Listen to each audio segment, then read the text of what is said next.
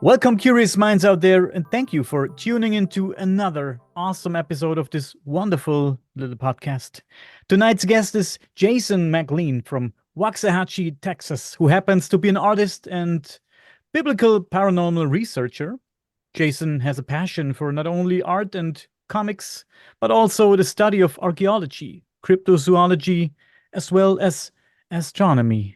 The reason behind all this is to get a better understanding for the Bible, its teachings, and the one behind its creation. Jason created the Society for the Investigation and Research of the Unexplained. Jason, thank you for being my guest tonight. Oh, it's my pleasure, Daniel. It's a pleasure to be here and to talk to your wonderful audience. Awesome. Yeah, we've talked about it a minute ago. You're from Waxahachie. Tell me more about that name. So technically, I'm actually from DeSoto. I live in Waxahachie now. Essentially, they're all suburbs of Dallas, right? Um, I grew up like where I grew up in DeSoto. The northern border of my little town was Dallas. Like that was it. Like it's my father grew up in Oak Cliff, which is basically Dallas. It's technically its own thing, but not at the same time. Um, so yeah, I mean, I've lived in North Texas pretty much all my life. There was a few years I was out in East Texas, but yeah, just living life, seeing a living pterosaur, and set me on this weird quest. I mean, here we are. So that's I draw some things, I see some things. That's I'm really kind of boring, all things considered. Seen a living pterosaur. Well, that's interesting. I think we have to talk about that. Um, It's actually, a that's a fair enough place to start if you want. Yeah. yeah, actually, I do believe that these kind of animals still exist. To be honest, man, maybe before we start, I still want to know more about your background at first. So please, Sure. if it, Um, so yeah, my father was a mechanic, right, Vietnam vet, and he came back to, you know, South Dallas, where I was raised. And it was, I'm a child of the 80s, so we spent a lot more time outside than a lot of people. But my father, well, again, mechanic and an artist in his own right, but he focused on being a mechanic and doing that. But he always had one belief, which is that God has no grandchildren. If there is no, well, my dad was this or my mom was this. It's like, no, it's like when you get there, you're gonna have to look at him and say, this is where I'm at. So he said, and I don't care. He's like, obviously, I would prefer you to believe these things, but you can believe whatever you want, but you need to prove it to me. You need to be able to tell me why you believe this thing. So I I spent a long time being homeschooled as well, largely just, because it was just sort of I was getting A's and B's and everything, and I was basically sleeping through the classes. Not, and I would say it's not because I'm smart, because I'm not. I'm a dude who draws cartoons, but it's because just the education system is it's very slanted towards very rigid thinking instead of actually thinking for yourself. It doesn't actually promote education. They just want you as a few. Oh, I just forgot his name. I can see his name. The comedian. He was in Bill and Ted's Excellent Adventure. oh, Anyway, uh, George Carlin. There it is. George Carlin famously said they don't want you. They want you just smart enough to pay your taxes and push the buttons, right? So, I spent a lot of time outdoors, but I also spent a lot of time reading and misspent youth in documentaries and reading on all kinds of different things. Went to, grew up going to the Creation Evidence Museum down in Biloxi, which is in Glen Rose, Texas, like only an hour and a half south of me. Um, but also just saying, hey, if you want to believe something different, you need to prove it to me, right? And so I just kept coming back to the best explanation for what you actually see, both in history and human nature and in the world around us, was the Bible. Like that is the best explanation for what we're seeing. And particularly when you get into the weirder things, UFOs and living pterosaurs and all kinds of these, cryptozoology, forbidden archaeology, right? All of these things are better explained through a biblical worldview than anything else I've ever encountered. And that doesn't mean there isn't room for conversation about what that actually means. There's a lot of nuance to it, but the broader worldview of what a biblical worldview is you would actually expect to find these weird things in the world around us rather than what we're taught in mainstream school, right? When I love the fact that people set up as science versus religion. It's not. It's two different religions versus each other, right? Because science is a tool, just like this pen, and this is an awesome pen. It has a level and a ruler, and you can do like this is my favorite pen in the world. It's just a little fidget pen I have here. But science is like this pen. It's just a tool, right? Science never tells you anything. Scientists tell you something. And oftentimes science is very heavily dependent on preconceived notions and assumptions more than anything else. How you interpret data is far more important than the data itself, 9 times out of 10. Great example of this was you could still find, whole documentaries and books and papers written on this in the 80s and very early 90s about how um, the American Indians here, right? The First Nations peoples, when they would go, particularly the Plains Indians, when they would make their stone arrowheads or spearheads or knives or anything like that, right? They would go off. Like it'd be the men. The men would go off and they would sacrifice and they would do magic rituals because what they were doing was magic and it was in this special place and no one could go near it. I mean, you could see this. Documentaries, whole things on it, right? However, in the early '90s, someone actually went and did some ethnography with tribes that are still currently essentially living a Neolithic existence, and what they found was they weren't doing anything like that.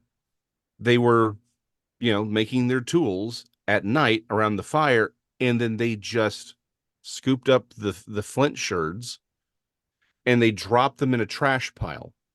So the reason people were finding these potsherds and animal bones and then the flint and the reason, or whatever stone was being used, whatever salacious material was being used to manufacture the blades and the arrow points and all that, the reason that we were finding that debris there was because it was a trash pile.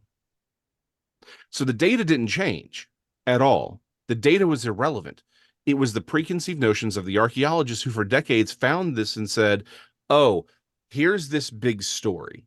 Here's this big thing. And everyone bought it hook, line, and sinker. But it was entirely wrong. The problem is science it's not science. Science is just the tool. The problem is we have really broadly two different religious viewpoints. You have an atheistic worldview, and then you have a theist worldview. Not specifically Christian, but a theistic worldview. That's what's at odds. These are two religious concepts. And science is basically the one of the realms in which this fight is happening. The problem is one side claims science as its total authority, when in reality, it is its own highest authority. And again, it actively manipulates the data that it has. Often my arguments with with people over things are not about the data itself, but rather the interpretation of said data. Now, there is information that is often removed from the data sets and data points, objects that are found, events, and they're usually written off because they fly in the face of the preconceived notion of that atheistic worldview, right? Because if certain things are real, then it really knocks their arguments out. But a great point of this, that where it's like, here's data that everyone agrees is real, but where the fight is over would be like soft tissue being found in dinosaur bones, right? Hemoglobin, active hemoglobin. One of the reasons we know Tyrannosaurus Rex was related to birds, right? the chicken specifically, is because we have found active hemoglobin, or technically heme, not the full hemoglobin, in Tyrannosaurus Rex bones, and that heme actually interacted with chicken antigens. Now, the obvious point is, the atheistic worldview is going to look at this and say, well, there must be a rational explanation for why this soft tissue and all these things are found in dinosaur bones when they're 65, 75, 80 million years old in some cases, 120 million years old in the case of some Triceratops skulls. The problem is, you don't have to be a genius to realize, well, that's crap. Organic material does not last that long. No matter how far or how long you try to push the half-life of any biological material, you're never going to get past 1,000,000 years. I mean, really, 15, 20,000 years is optimal. Like, that's about as good as you're ever going to get on biological material. But if you push it out as hard and fast as you can and just give it the most possible, that longest time period, 1,000,000 years, great. You are still 64 million years short of your target date. And that's the earliest target date. We've got stuff that's 120, that's supposedly 120 million years old, that we still have soft tissue on. So again, the data is the same. We have soft tissue in petrified bone. By the way, we also have dinosaur bones that were never fossilized. So the data is the same, but the presuppositions are different. One side says it has to be so many million, tens of millions of years old. The other side says, well, maybe it doesn't have to be that old. In fact, our worldview is that it's much younger than that, in the thousands of years old. That allows for, and by the way, with that thousands of years is an event that actually allows for the fossilization of these creatures to begin with. So when I say the reason I am a Christian is wasn't because I was raised a Christian per se, but because it matches the worldview of the Bible, matches with what we actually see in the world. That's why I'm a Christian. That's why I'm in this field doing this. I don't really care what Bigfoot ultimately is, right? Or whatever any cryptid is. Whatever any Forteana ends up actually being is irrelevant to me, because they're just points of data, right? My life does not end or begin with Bigfoot or UFOs or anything. I think they're interesting data points that, when fully understood, will actually show us the world we live in better. That's what I care about. And I think the thing is, the clearer the picture becomes, the more it's going to be very clear that the Bible is true. Well, again, why does that even matter? Because it has a story to tell. It has a message for us that you, me, every person we've ever met, we're not random. We're not worthless. We are immortal creatures with eternal value, and that there is someone who created and loves us and wants to be with us and wants us to do better in our own lives, wants us to not hurt each other, wants us to treat each other like we're actually the family that we have been proven to be. And that there is a better world that can be made, but also that will be coming. And that, yeah, there's dark days ahead, very, very near, but that's also going to be okay. Man, it's a good way to start this talk, and I totally agree with you on most of the things you said. It's not about proving if Bigfoot is real and all these cryptids are real. It's about understanding what the world is about. So, and there's a lot of things we don't understand. You've said it when you provided us with the example of the soft tissue with the dinosaurs and stuff. And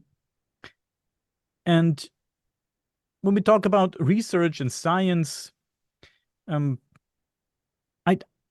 wanted to say this before we started, because I think you referred to yourself in your bio as a paranormal researcher. I always had my problems with the term paranormal researcher. I don't think there's a proper way to really do research on all these phenomena, whether it's paranormal or UFO or cryptids, because all these strange things, they seem to play with us instead, don't you think? Oh, yes. So, real quick, I actually called myself a biblical paranormal researcher to get people to ask the question, right? Dr. Dean Bertram, friend of mine, we did a show for a while. He would very much agree with you. He's very much a true Fortean, stating that the Fortean fields are outside of the scientific realm of endeavor because it's because no matter we don't have the ability to objectively observe it. I am largely, this is why I call it this, again, that's why it's a researcher more than anything else, because research is actually broader than what we tend to think. It's not just what you can put in a laboratory and poke with a stick, right? There's other aspects to it. I'm only slightly more optimistic. I think we can prove a phenomena exists. That doesn't mean we're going to understand what that phenomena is, right? Like I say all the time, we ain't got the Spookatron 5000 patent pending, right? We don't got that. We don't have any way to actually objectively observe something that is supernatural, right?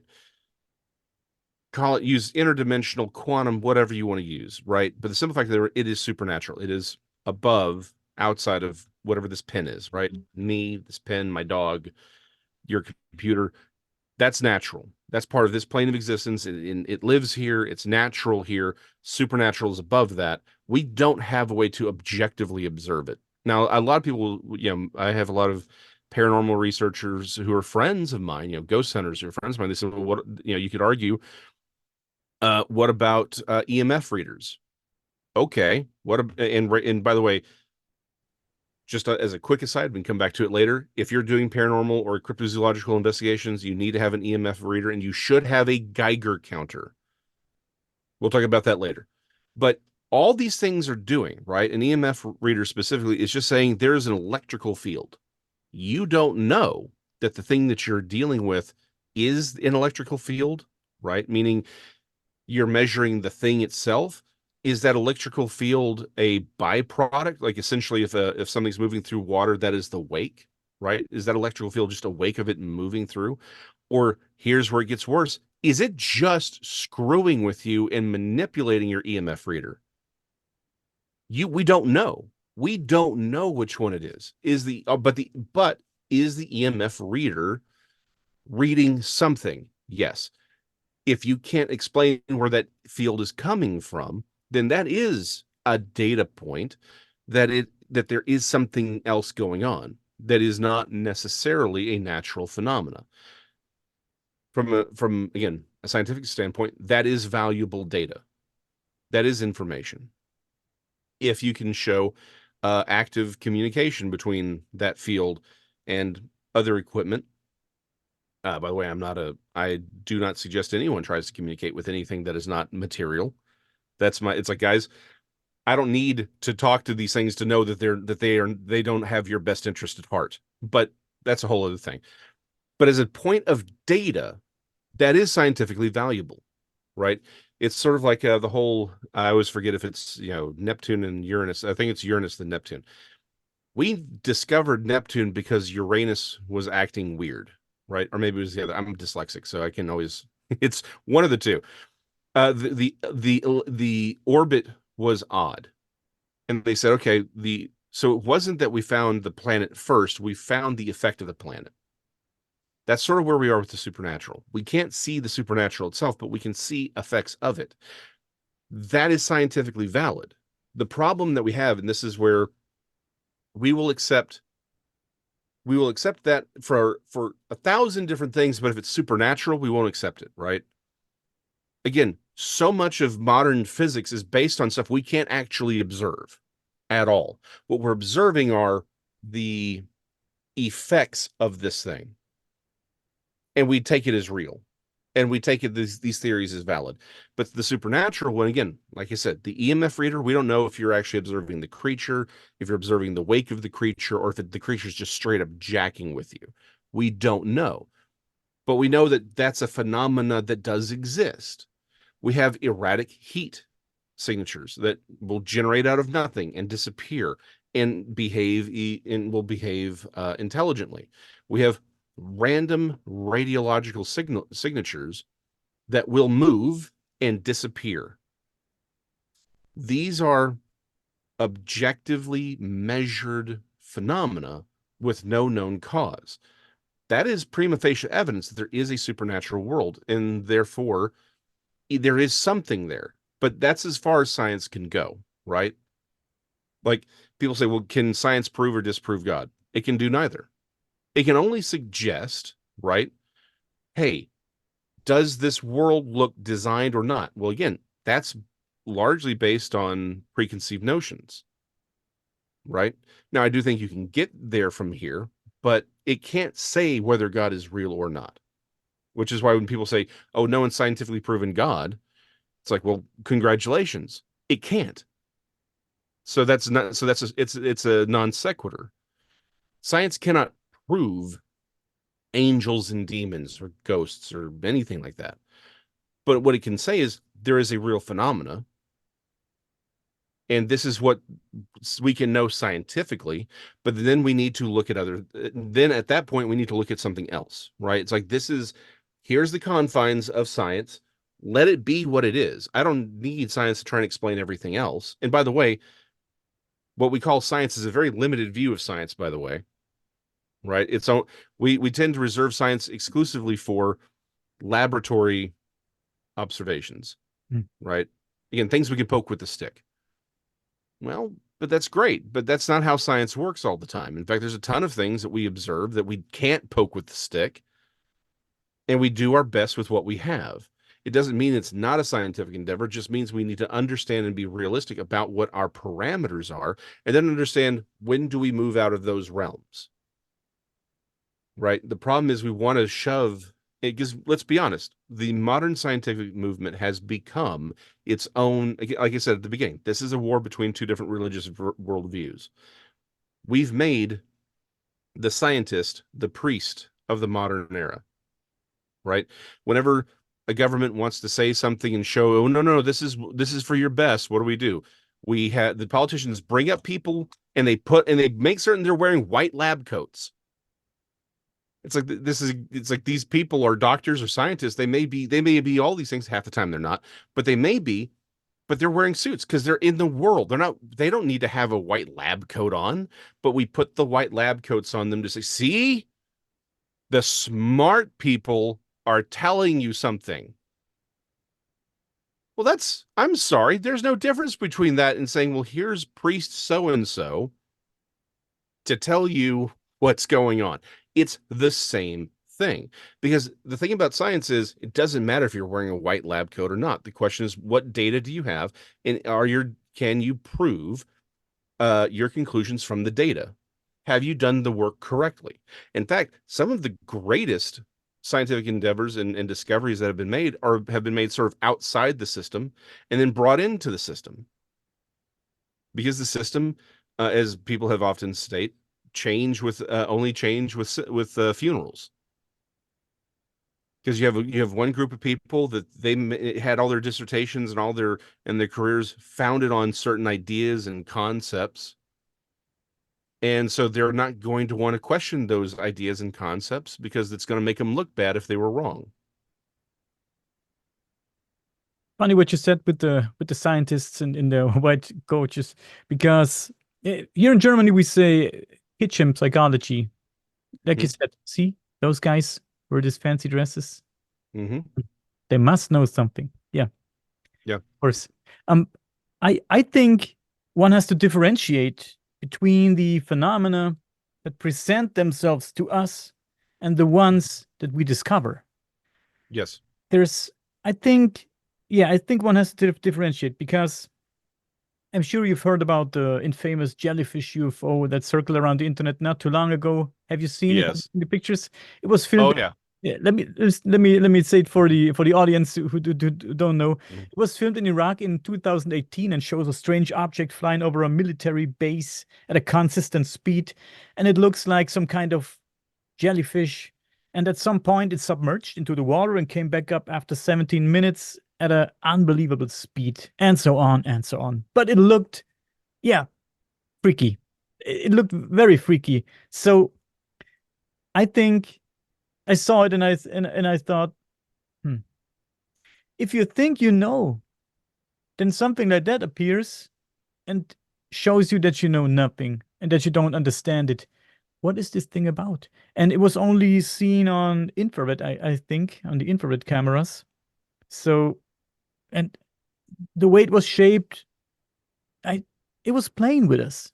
This kind of stuff, it's making a fool out of us.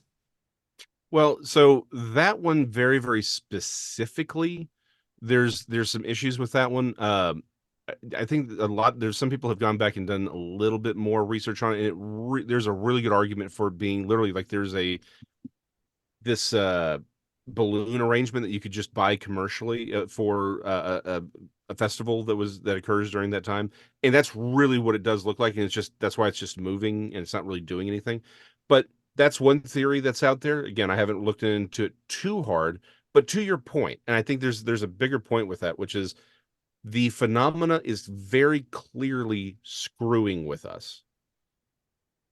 Jacques Vallée, right? Um, and who's the other one? Keel, John Keel. Thank you. Yeah, they very. I mean, and even I mean, we'll focus on those two for a moment because they both were very, very clear with this. They flat out said, whatever this thing is, it isn't what it's appearing to be.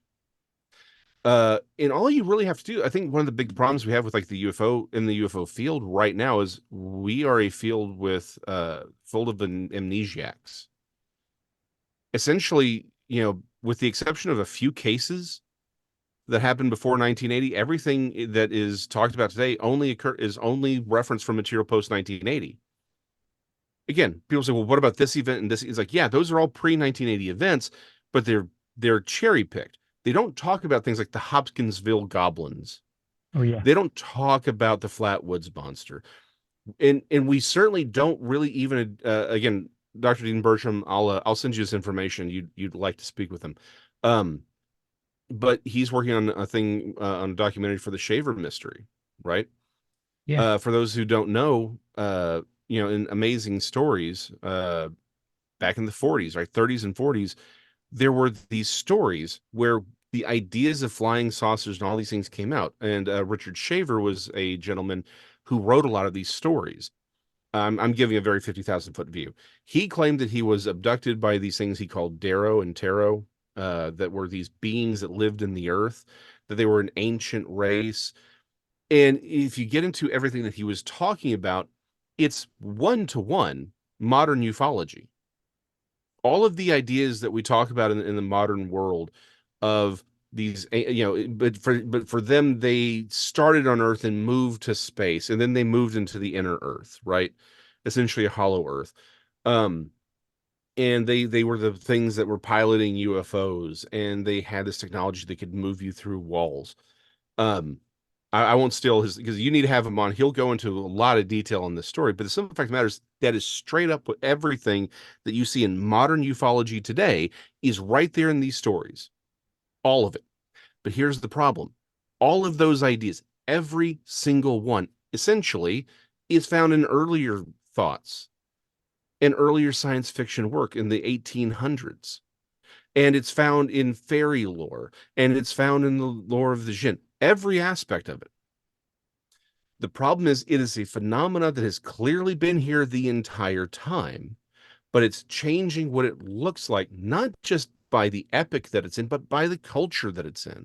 Even today, they appear and change depending on what culture you're from. The idea of the gray with the big eyes, that's a modern idea. That happens in the 70s. They looked very, very different. Even Betty and Barney Hill, when they were abducted, when they were originally, those are the first sort of abductees in the modern time. They didn't describe them looking like grays as we know them today. In fact, Barney described them as looking. He said he thought they were Irishmen. Yeah, with the big nose and stuff. Yeah, with the big noses. And you're like, well, how did we get from Irishmen with big noses to to these big-headed, black-eyed, no-nose creatures? There's a lot going on there, right? And there's a lot going on with the U.S. intelligence services have been actively manipulating this phenomena, or at least how we interpret this phenomena, for I would argue since day one, but definitely since the early 80s and late 70s, actively engaging with disinformation. So it's not just that the phenomena itself isn't consistent and that it's jacking with us. We have other entities, more human-based entities that have their own agenda that are also manipulating how we interpret and understand and interact with this phenomena.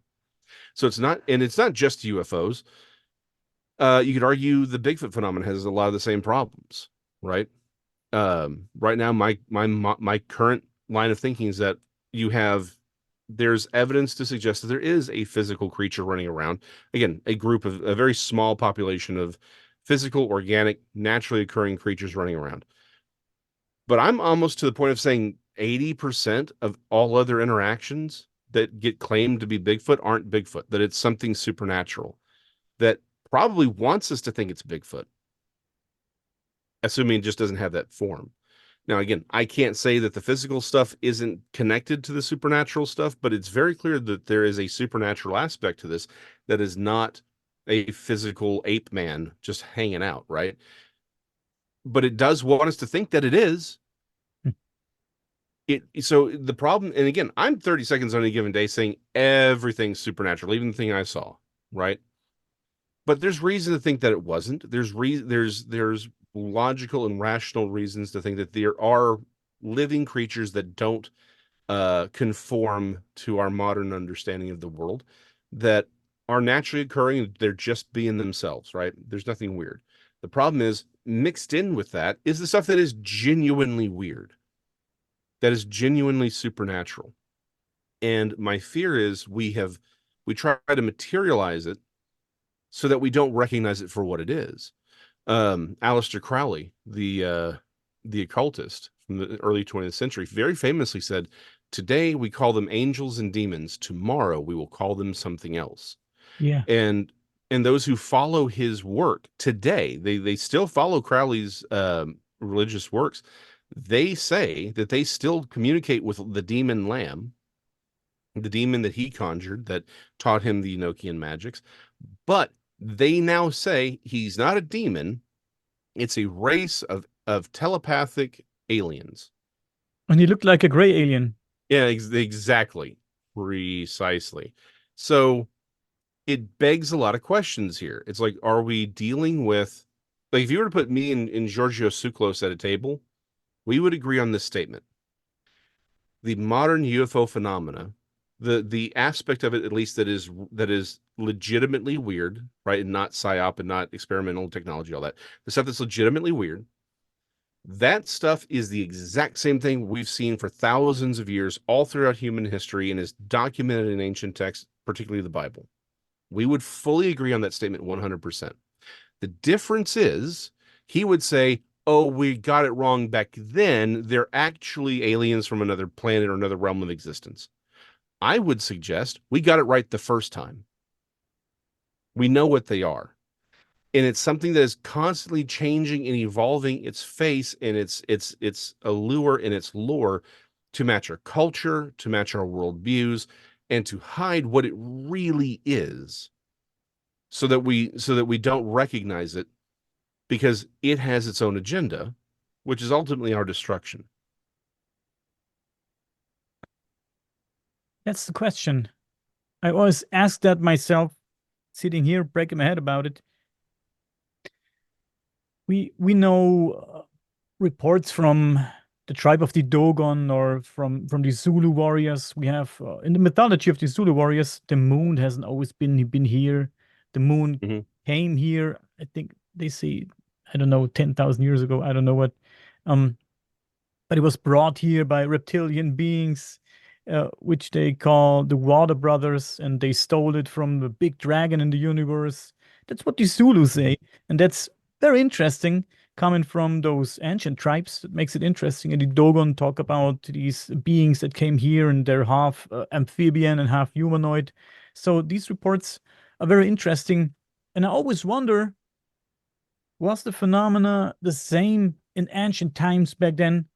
Um, presented it Did it present itself the same way as it does now? Were people as confused as we are, or was it different for some reason? I don't know, man. That's very strange. That's a good question. But I want to address a few other things before we Yeah, keep on. please do. You've mentioned the Hopkinsville goblins case. Hmm. People tend to laugh about it sometimes. I found it fascinating. It's a very Hmm. interesting case, and most of the people say it was owls. It was Yeah. owls. They said it was owls, and there's a connection between Hmm. owls and the phenomena too. I think there's this guy. There I is. think his name Mike Cleland is his name, and if Hmm. you type in owls and UFOs, you get tons of stuff only from him. That's very interesting. I think there's a connection with owls or Hmm. with other animals too, but especially Yeah. owls. They have something I don't know in common with the phenomena. What do you think? So you're right that a lot of people assign a lot of things to owls. Owls seem to be very busy according to a lot of people. Um, from a Fortean standpoint, they're the stand-in for Mothman and Owlman and everything that they don't want to deal with becomes an owl somehow. I've always been fascinated by that. It's like Yeah, sorry you to think these interrupt owl. you, because they Mhm. were in mythology also. Right. Yeah. And I'm about to get to that. Yeah. In modern times when they want to dismiss things, they're always owls. But yeah, to your point, it is very clear that there is a connection with owls, right? You go all the way back again, Lilith, and it's the demoness, is associated with owls, right? But the Ilum itself, which is sort of the broader idea of Lilith, is part of the Ilum. I've got a friend. Long story short, he had an encounter and there was an owl involved. That it wasn't an owl when he was sort of in a dream state looking at it. It wasn't an owl, or it was an owl, but he realized it wasn't an owl again in this dream state. Instead, it was a thing. It's like he didn't realize it could see him. It was this eye. It was this giant eye. When he woke up, though, he hears this screeching of an owl. Looks out, and the owl, and there was an owl where he had been looking in the dream state, and it flew off. Right. So, I mean, even today, there is a weird association with owls. If you look at, again, going back to Lilith, though, right? If you look at Lilith, Lilith has several similar there's similar creatures associated in far off and far distant unconnected cultures, right? Like in Papua New Guinea, I can never pronounce the name of this thing. Essentially, it's the same theory, right? That it's a demon that takes the form of a witch, but it will turn, at night it turns into a giant bat. Well, because they have fruit bats there, right? That fly at night. And then they go and they kill children. They drain the life force of children, just like Lilith was an owl, drains the life of children. It does appear that a lot of malevolent entities, either because of our interpretation of the night and whatever the night means to us, maybe that may be a part of this whole thing is our association with it, or because they have to tell us what they are. The connection to the owl seems to be in a lot of things like jackals or serpents may be more of a typology where they have to tell us what they are, right? They are connecting to these ideas of the night or of death, of the unknown. It may be that it may be that there's a deeper connection, but I'm starting to think that a lot of this stuff is far more culturally connected than we realize, and that we may have as important a role in how it takes form based on our cultural assumptions, our cultural understandings, than anything else, right? If these things are, as I've stipulated, supernatural entities, right, then they are above us in ways that we don't understand. In the same way that if we were to try and interact with Super Mario, right, from the old 8-bit game, right, he would be a two-dimensional creature. We're three-dimensional creatures. We would have to take steps to interact with him in a way that he could even understand it. It may be that these creatures that are because they are a higher dimension. They are required to interact with us in ways that allow us to even understand what we're dealing with through imagery and association, not just, cultural, religious, all of that. that may be why we see these constant themes of owls and serpents and wolves or death, right? Is that they're interacting with us in ways that we can comprehend it because we are a lower dimensional being.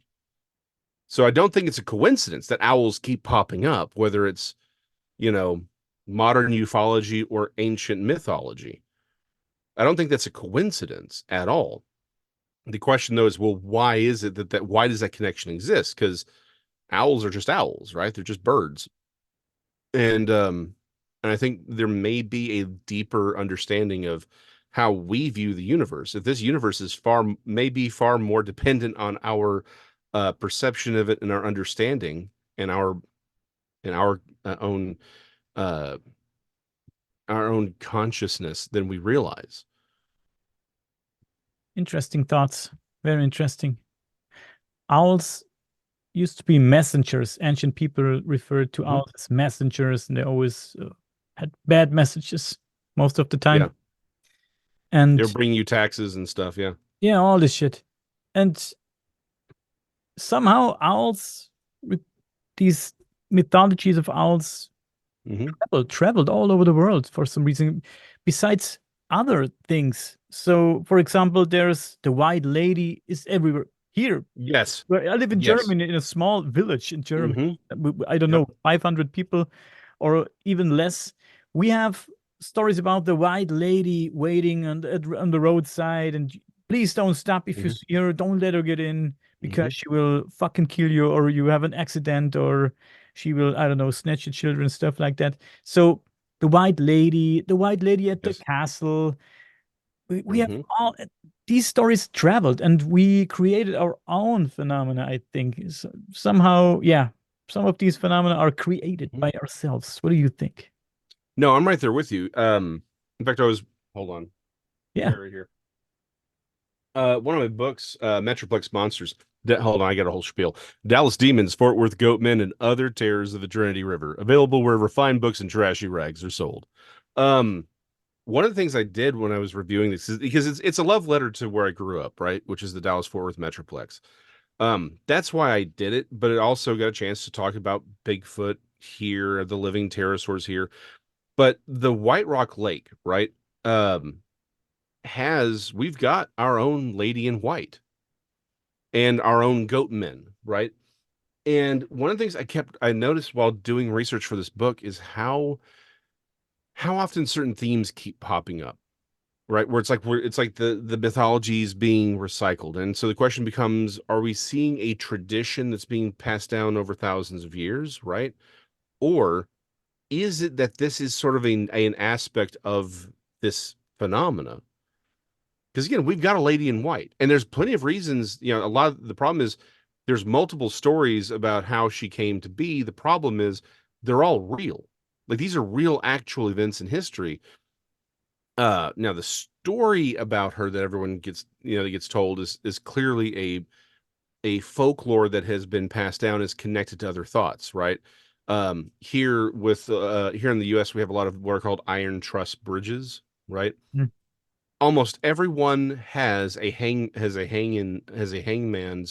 uh story, right? Where a guy was hanged from this iron truss bridge, and now his spirit haunts it. He may have been evil, he may have been good but unjustly murdered, things like that, right? But they're all variants of the same theme. But a lot of these themes can trace back to ancient Greece. So on one hand, you want to say, well, maybe it's just these thoughts keep circulating in our heads from tradition. The problem is, like you point out, the white lady, you can find that in Asian communities on the other side of the planet. They have a version of that story. Papua New Guinea, uh, even earlier uncontacted tribes here in southern and South America, they have very, very similar stories. Clearly different, different fine details, right? In slightly different interpretations, but it's very clearly the same phenomena, which makes no sense unless there is sort of a slightly larger, more objective reality to this phenomena that takes it far outside of folklore and makes it and just says, look, no, this thing's real, whether you like it or not. Again, it may have a lot of cultural um, connotations to it and connections and interpretations. I famously say, uh, folklore is not phenomena, right?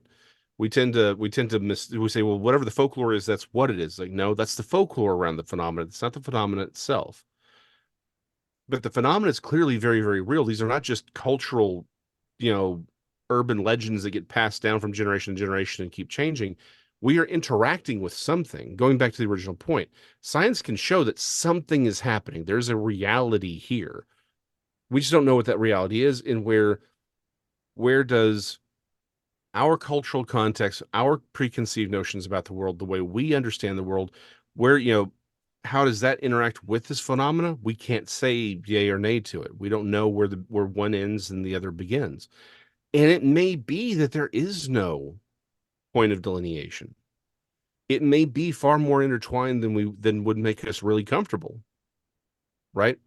And that may also account for a lot of the weirdness. Maybe part of the weirdness is because this stuff genuinely exists in this Michael Heiser called it the invisible realm, right? It's a realm that is, because it's higher than ours. It's very, very different from ours. That it's entirely possible the way we understand the universe may be how it has to interact with us. So there may not be a hard and fast line to it. It is clear that there is its own reality, right? That it is separate from us, but it may have to be intertwined with us when it's here on this side, that it lives within our stories in a way, in a very real way, that it's existing within our cultural understandings. And so that's why today they're UFOs and aliens, and 100 years ago they were Darrow and antediluvian rejects from Atlantis, and then a few hundred years before that they were fairies, and before that they were Jinn, and before that, it's like maybe that's because it is living in these stories, and that's how they can interact with us, is through that folklore.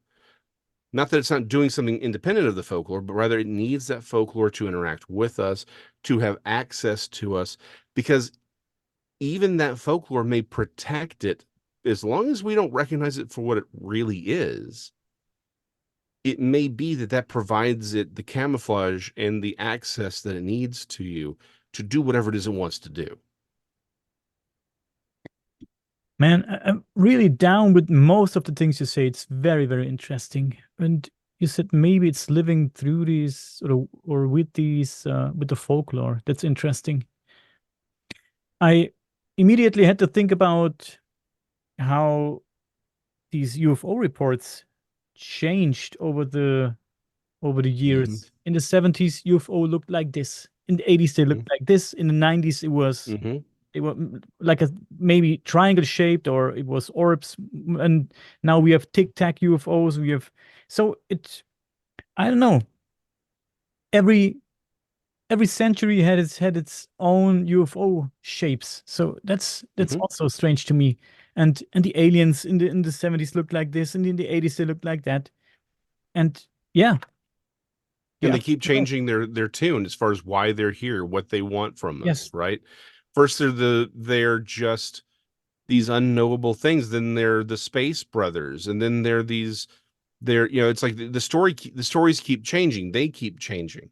Yeah. And again, their level of technology keeps changing too, right? They keep seemingly, it seems like their development and how the technology works and what it looks like keeps changing with our technological advancements, right? Yeah. And it's very, very, again, very interesting now that everyone's talking about the interdimensional thing, right? Everyone's talking about that. And even from the government. And this was probably 10 years ago now. I'm getting old. Uh, guy that I was talking, that I worked with, he was like, yeah, I don't believe in things like angels and demons. And I just stopped. I'm like, hold on, hold on, hold on, hold on. You believe that there are that there are these entities that are energy based that come from from a different plane of existence, right? He's like, yeah, like a higher vibrational dimension, right? He goes, yeah, yeah, absolutely. I'm like, okay, great. And how is it different from an angel? And he just stopped because I hadn't thought about it that way. Well, that's sort of the whole point, right? C.S. Lewis in the Screwtape Letters very famously wrote. I'm going to sum up this quote for those of you if you've never read the Screwtape Letters. I do highly recommend it. It's a great book, but essentially, it's an older demon talking to a younger demon on how to damn souls. That's what it's about, right? Well, there's a point where he's discussing whether or not to make there's this big conversation about making someone, is it good to make them intellectual or to make them stupid, to make them a witch or to make them a materialist, right? And in the whole conversation, he's like, the problem with a witch is that while they're very, very fun to torment directly and interact with directly, the problem is at some point they're going to have to think about God. And he said you can lose them that way. The problem of a materialist, though, is that you can't play with them. They're no fun. But the aspect of it that's preferable for the demon is they will never think about God. So you never actually lose them. And then he speculates that they could develop a way of thinking about what he called the materialist witch. So it's someone who could see and interact with the supernatural, but never ascribe to its supernatural properties or meaning. That it would always be a material thing. And we see this with a lot of these UFO abductions, not necessarily abductees, not necessarily the ufologists themselves, where there was this very, very lovely young woman years ago who was very public about how she had been abducted for years. She had her eggs harvested, hybridized children, the whole nine yards.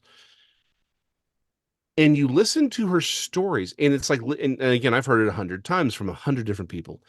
It's Stockholm Syndrome, where they're talking about how, oh no, yeah, they brought me on board their ship, and they said that they had a problem with it, so they needed to take out some bone marrow, and it was like excruciatingly painful, and I'm like, whoa, whoa, whoa, whoa, whoa, whoa, whoa, whoa, whoa, why are they having to do a painful process on you? We wouldn't even do that with our level of technology. These things can supposedly bend time and space, but they don't have Novocaine, right? And you hear these stories of these people being abducted and they're terrified, and there's these hugely humiliating and painful experiments being performed on them. But they're like, oh no, it's a good thing. It's Stockholm Syndrome. But because they're here, they're material creatures, they're here to help. They need our help. And they told me that I had actually agreed to this in a previous life. They'll have these stories. Well, all that's managed to do is say, well, hold on, a creature's abducting you in the middle of the night, torturing you,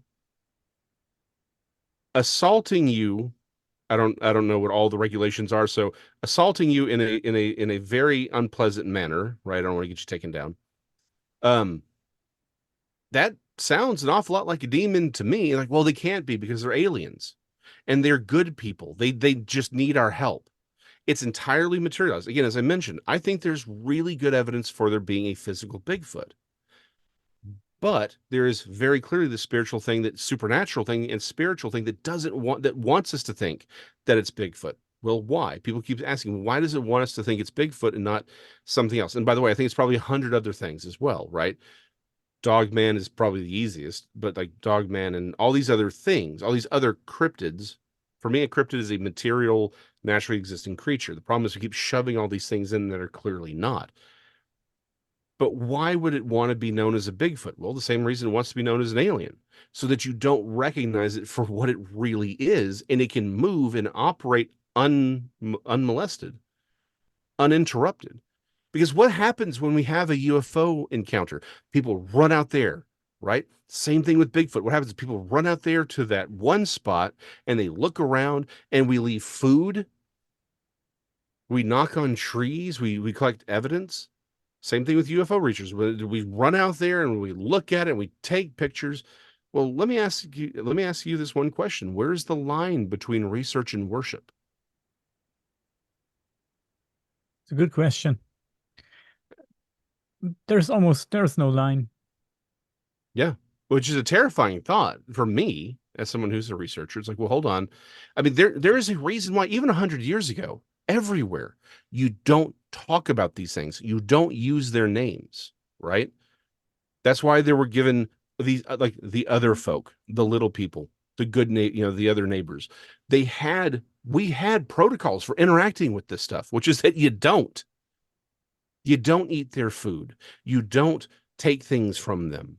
You don't talk to them. You don't use their names. You do certain things to keep your house protected. We used to have protocols for this stuff because people were willing to admit that the supernatural was real. We don't have that anymore. You're superstitious now.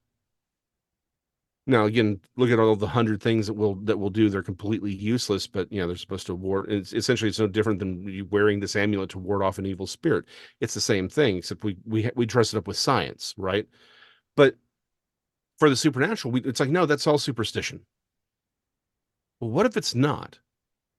What if this reality is that these things have been trying to interact with us for thousands of years, but we learned, again, traditional Christian exorcism techniques will end abductions. I'm not saying there isn't a material reality to abductions, but far more of them appear to be ethereal. It appears to be spiritual in nature rather than physical in nature. There is a clear connection to the supernatural. Well, maybe the thing is, as we've become more scientific, right? We bow to that atheistic religious worldview. It has left us vulnerable to manipulation and experimentation by these things. What were they doing thousands of years ago? They were creating hybrids. What are they doing now? They're creating hybrids. What did they do back then? They created a one world government that they ran. What are all the ufologists saying? It's like, don't worry, when they come back, they're gonna fix everything. I remember I think it was even season 3 of Ancient Aliens. David Hatcher Childress said, well, when they come back, they'll give us the technology and then we'll be like the gods. And I'm like, whoa, you literally just quoted Genesis here. That's Genesis 3. And then it didn't take, I think it took 2 more seasons before they came out and said, yeah, Satan's actually the good guy. He's actually the good guy of the story. And you're like, whoa, whoa, whoa, whoa. What do little green men from Clendathu have to do with this? It's like, why is there such a direct connection between little green men and what we would call New Age religious thought, right? Yeah. Why is there a one-to-one there? What did the Watchers exchange for human women in the Book of Enoch? Knowledge about the universe, technology. What is when Eisenhower supposedly went missing for 3 days? Well, he did go missing for 3 days, but supposedly he made this contract with these aliens. Right? For what? We get their technology, they get access to us for experimentation. It's the same damn story. But instead, they were angels back then and they're aliens now. Again, my difference with Giorgio Tsoukalos is maybe we got it right the first time. And as long as we don't recognize them for what they are, then we won't stop them from doing what they're doing. And we remain vulnerable. I co-hosted with Tex for years over in Texas Front Porch.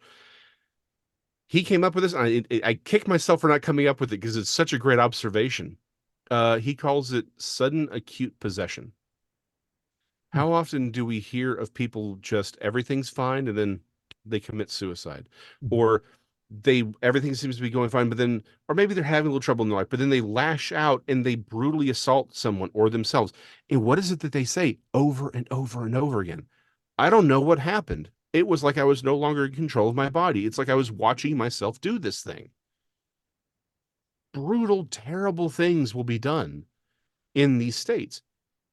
Maybe it's not a coincidence that they all say, I don't know what came over me, because something did come over them. I don't care what Bigfoot is. I do care how people live their lives. I do care that we are healthy, emotionally, physically, and psychologically. I do care that we don't hurt each other. I do care that that we live in accordance with God, that we get, because I don't want anyone to perish eternally. But also, I don't want anyone to perish physically on this plane of existence either. If, and until that's a reality we have to deal with, but we don't have to make it harder for ourselves. We don't have to make life more painful, but it seems like we tend to go out of our way to do that. We go out of our way to hurt each other. And I don't think it's entirely our fault all the time, but it is our fault if we remain vulnerable to these things. If we don't realize that not every thought in our head is ours, that sometimes we are being whispered to by things that do want to destroy us, that do want our destruction. And it's not just you and me, it's the upper echelons of power. Like, I don't think they're transforming reptilian critters running around running the world. I think they're just people. But I do think they're people who don't always listen to the angels. I think to get that much power, sometimes you're listening to the wrong people, the wrong supernatural critters, and they don't like us very much. They do want to destroy us. That's why my two favorite, this is going to sound off kilter. Just give me 2 seconds on it. My two favorite Twilight Zone episodes, I recommend everyone watches them. First is The Obsolete Man. Everyone needs to watch that right now. But the second one is The Howling Man. Long story short, I'll spoil a 60-year-old episode here. Long story short, after World War I, dude goes traipsing through the Carpathian Mountains, gets caught in a storm. He's very sick. He winds up in a monastery, and there's this dude who's locked up, and he's just howling and screaming all the time. The only thing keeping him in is this staff. And it comes up later, he's like, why can't you just take the staff off and walk out of the cell? He's like, don't ask those questions right now. At the end of it, he lets the guy out. It's Satan. And after that, we have World War II. And then the guy goes to dedicating himself to finding Satan. He finally gets him locked up one more time. And he's like, I'm calling the brother. We're going to get him locked up. We're going to seal him away for good. Only to be let out by the maid at the end of the episode, right? And the whole point, he says, there's this big conversation between him and the brother that runs this monastery. He says, you're telling me that everything bad in the world happens because of this guy in this cage? He goes, no, no, no, no, no. Humans are very good at hurting each other, right? We don't need any help to be evil, but we do need help to do great evil. We need a lot of help to do really spectacularly big, terrible things like World War I and ostensibly World War II. We have our own foils and flaws. We have our own, we don't need a lot of help being bad, but we do need help being very bad. We do need help just randomly inflicting great amounts of pain on people. It's not a coincidence. I don't think it's a coincidence that everyone has, if you look at the classic understanding of a werewolf from the Eastern European tradition, a man doesn't transform, but he's done something that has made him vulnerable, and then he gets possessed by a demon. And then he goes out and commits greater crimes like cannibalism. The Wendigo here in America, people have gotten that way blown out of proportion, but it's the same thing. You commit some sort of cultural taboo, and then you become possessed by this thing, and one of the things that you do is you commit cannibalism. I don't think it's a coincidence that we have all of these serial killers who run around, and cannibalism is a big aspect of all of this behavior. This is not a coincidence. It's not a coincidence that the Nephilim ate humans. It's not a coincidence that so many of these UFO knots there's an account of them feeding on humans. This theme is not random. It's because, again, there is a broader reality. The supernatural hurts us. We're not protected from it if we don't protect ourselves from it.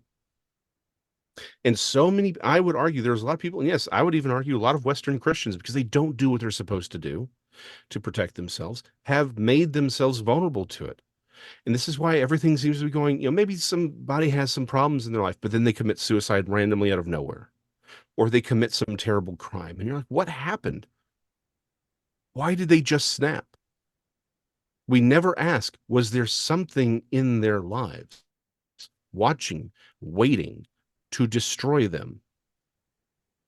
But we don't talk about that because it doesn't fit within the modern religion, the modern atheist worldview that is promulgated to us. And said, no, it's science. So reality is nothing more than this pen, because you can poke it with a stick. That's all that's real. That nothing else is real than that, because the guy in the white lab coat said so. Forget all of human history. Forget everything we actually see. There's nothing out there hiding for you in the dark, waiting to destroy you, calling to you to do evil. That's not real, because the white lab coat said so. All of this, the reason it matters is because the world is, again, I go back to the biblical worldview. Biblical worldview says, oh yeah, there is stuff out there in the dark. There's also stuff in the light, but you have to choose the light. You choose that, you hold on to it to protect you from that stuff, because this world's already hard enough as it is. We made it that way, but it's hard enough as it is. We don't need their help. But if you make yourself, but we often have made ourselves victims unnecessarily, because these things hide as all these little things. And it's clear that they're screwing with us. It's clear that they're playing with us. Everyone talks about tricksters, trickster spirits, changing shape, changing form, changing message. That seems to fit a very familiar pattern with what we've seen over the last 60 years. So that means the only way to protect ourselves from these, let's call it bad entities, some call it archons, I don't know, is to live a good life, do good, and but nobody's doing good all the time. We all do bad things. We all open at least a little door and do something bad in our lives. So there's always a chance to get occupied by, I don't know, a bad entity or whatever you want to call it. I have very recently taken up gardening. I'm terrible at it. I have never been good at gardening in my life. Again, it's Texas, right? Things don't like to grow here. So it takes my father could make anything grow. I was amazed, but I have recently taken up gardening, and I have learned something really interesting.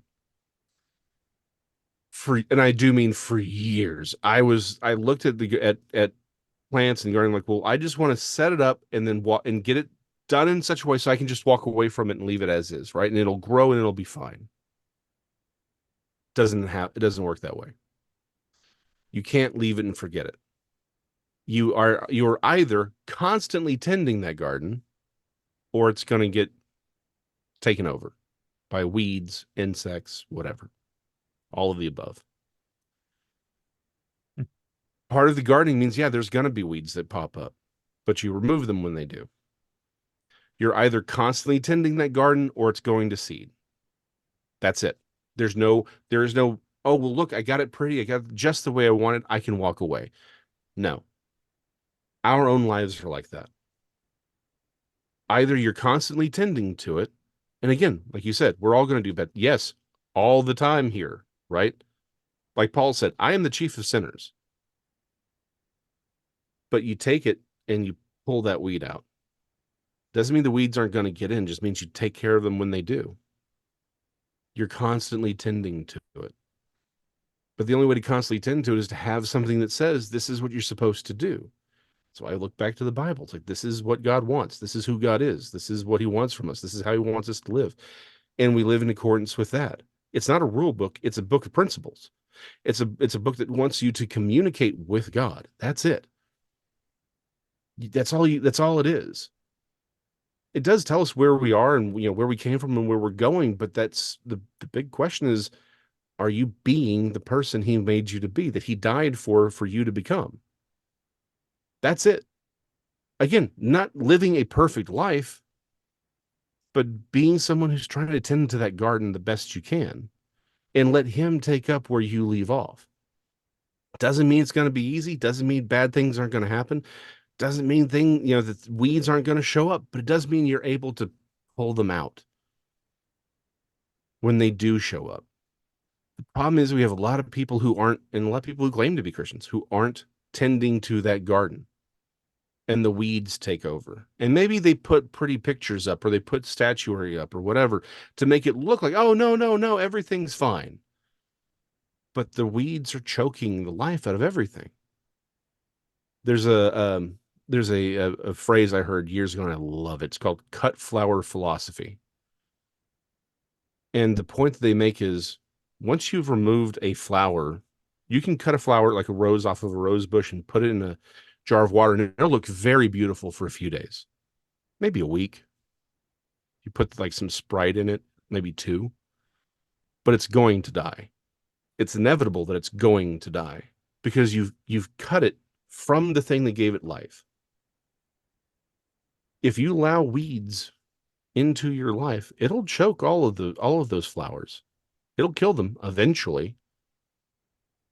We are a society, if you're a human and you remove yourself from that branch, the vine that gives you life, and you just, well, here, I'm going to put myself in my own little water. I mean, we got some Sprite in it. It's all good. Look at how beautiful it is. Yeah, but you're gonna die. That's an inevitability. We got to get back into that vine. We need to be back into the garden where it's like, yeah, I can't do this completely on my own. That's never going to work. That's why we need each other. That's why we need God. Doesn't mean I'm not going to run across or foul these things, but does mean I can tell you one thing. Texting them, they don't hate it. They love it when I go out there working with them, but I avoid when they're like, okay, we're going to go check out the cemetery and do where all the high strangeness occurs out in Brown Springs. I don't go there because when I'm there, the high strangeness does not occur. The high strangeness does not occur around me ever. And the one time it kind of did, it didn't involve me. It went around me. And a lot of people say, okay, what's going on? Well, I'm sorry. I know many other Christian researchers who are like, yeah, we don't see the things y'all are seeing. Literally, I had one, I don't know if she'll let me use her name. One friend of mine, very big researcher, she was out with a lot of people and they were seeing orbs moving back and forth. And she's like, I don't see anything that you're talking about. And this woman, by the way, has a video from one of her friends it's the best video of an orb I've ever seen in my life. I mean, straight up, like there's no question. But she's like, I don't see these things you're talking about. I'm not seeing these lights and all this. And one guy's like, he's like, I can see it over your head. They were all freaking out. She's like, I don't see anything. Because it doesn't interact with her. Doesn't interact with me. Doesn't interact with Chester Moore and many other Christian researchers because we're protected. Doesn't mean it's not real. Doesn't mean stuff isn't going to happen to us. Because I've been in a situation where I'm like, something is very, very wrong. I knew for a fact. I had my gun pulled because I knew something was trying to kill me. Yeah, I wasn't scared. Please understand the words coming out of my mouth. I was not scared, but I knew with ontological certitude that my life was in danger in the woods. And no sound, no nothing. It wasn't like I heard, there's some black bear out there. There's probably a loose tiger out there. There's definitely some cougars, things like that. Like there's probably some meth heads, where we were. Like there's reason to think that something out there would kill me. But again, I've been in really dangerous situations and I'm like, whatever, right? It's Texas. This is how we roll. But this was very different. I knew it's like, no, something's here to kill me. So I'm not saying that you're not going to come across these things, but you're not vulnerable to them in the same way. I mean, that's just what it is, because there is a reality to these things. Again, this is why I go back to, why do I call myself a biblical paranormal researcher? It's to ask the question, because I keep pointing back. I think the Bible is real. I think the message of it is true. And I think that the problem is we all in our lives, even myself, we try and find a way to avoid that reality from time to time. We want to paint that away because it asks us to do the one thing that no human wants to do, and that is admit that we are not God, that we are not in control. Yeah. The great illusion of control is that you actually have it. You've never had control over anything. What's the one thing? And every religion agrees on this. The first thing, if you actually want to make your life better, is remove the illusion of control. We don't, and what's worse is in the Fortean field, you know what we don't do? We don't have a lick of control over it. Because it's something that's not this pen. It's something higher, it's something more dangerous, and it definitely has an agenda for us. Yeah. We don't have control and we don't know nothing about it. And you said something interesting. You said the Bible is not a rule book.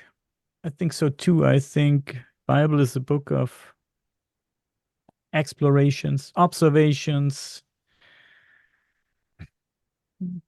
ideas maybe. And I think that nobody knows how the world really works. We don't understand how the world works. Therefore, we don't really understand what good and bad is. I always think about that. We don't really know what good and bad is.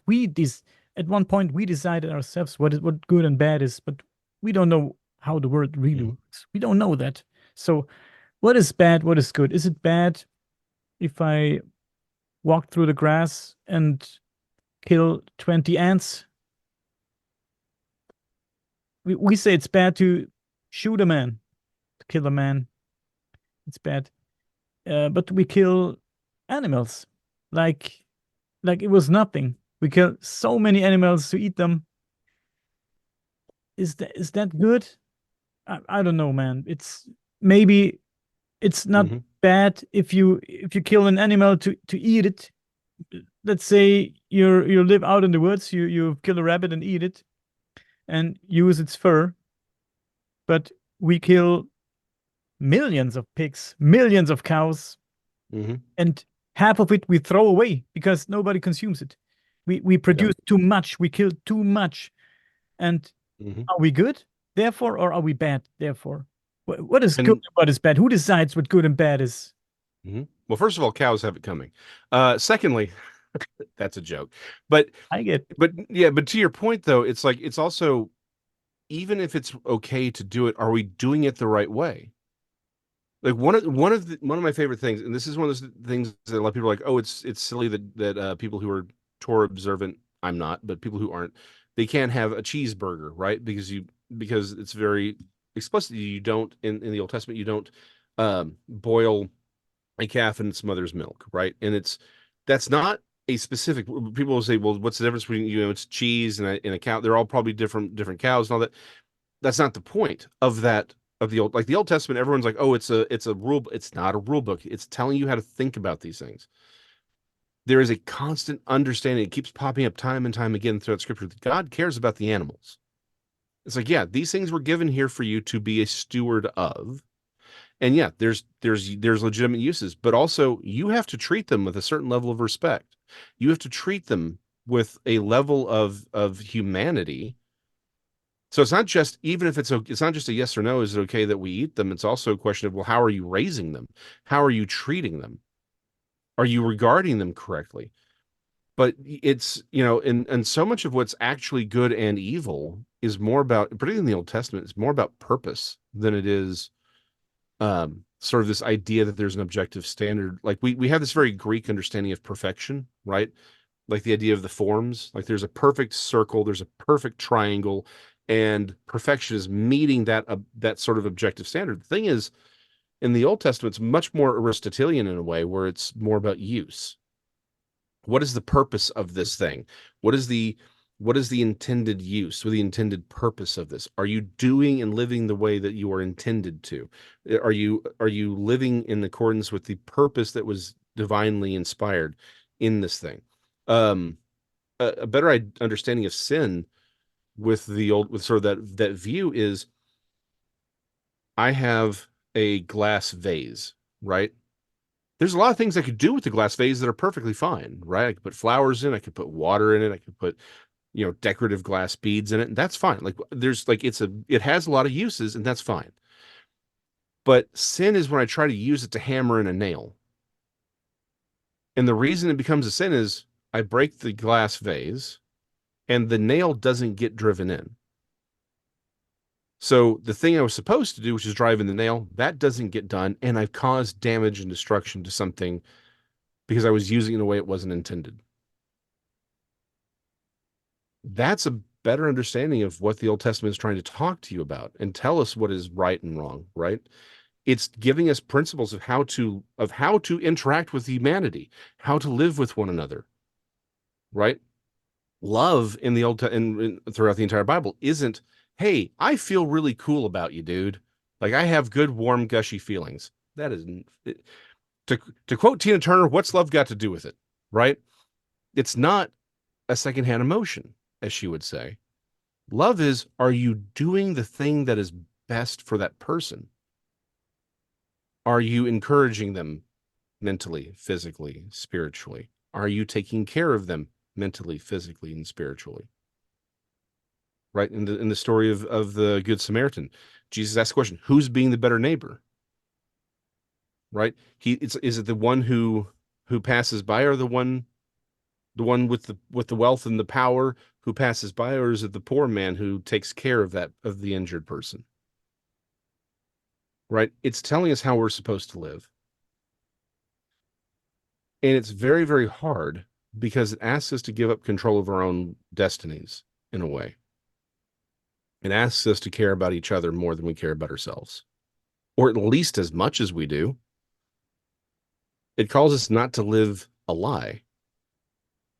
And the problem is the first person we ever lie to is ourselves, so that we can get what we want. We can feel better or even worse about ourselves. We like to lie to make ourselves feel bad because that gives us a sense of moral superiority now, right?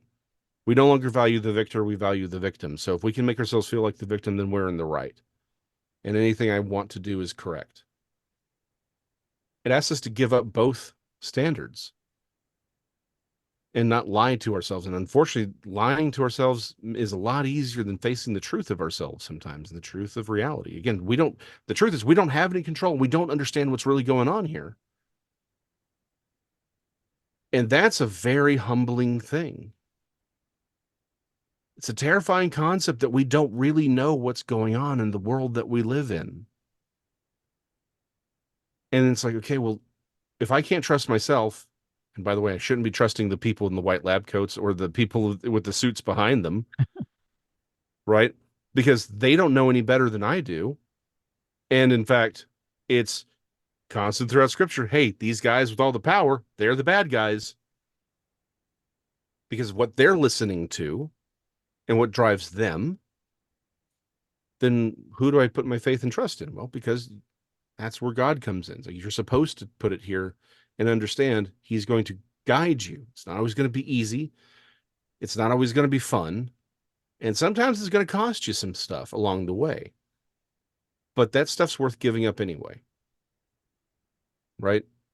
The drug addict who's strung out, it's better if they gave it up anyway, right?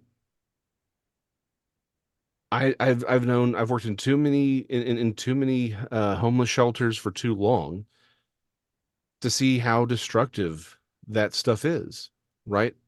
A lot of people say, why does God have all these rules about what to do and what not to do? Well, for the same reason you tell your 4-year-old to brush their teeth. They don't want to brush their teeth.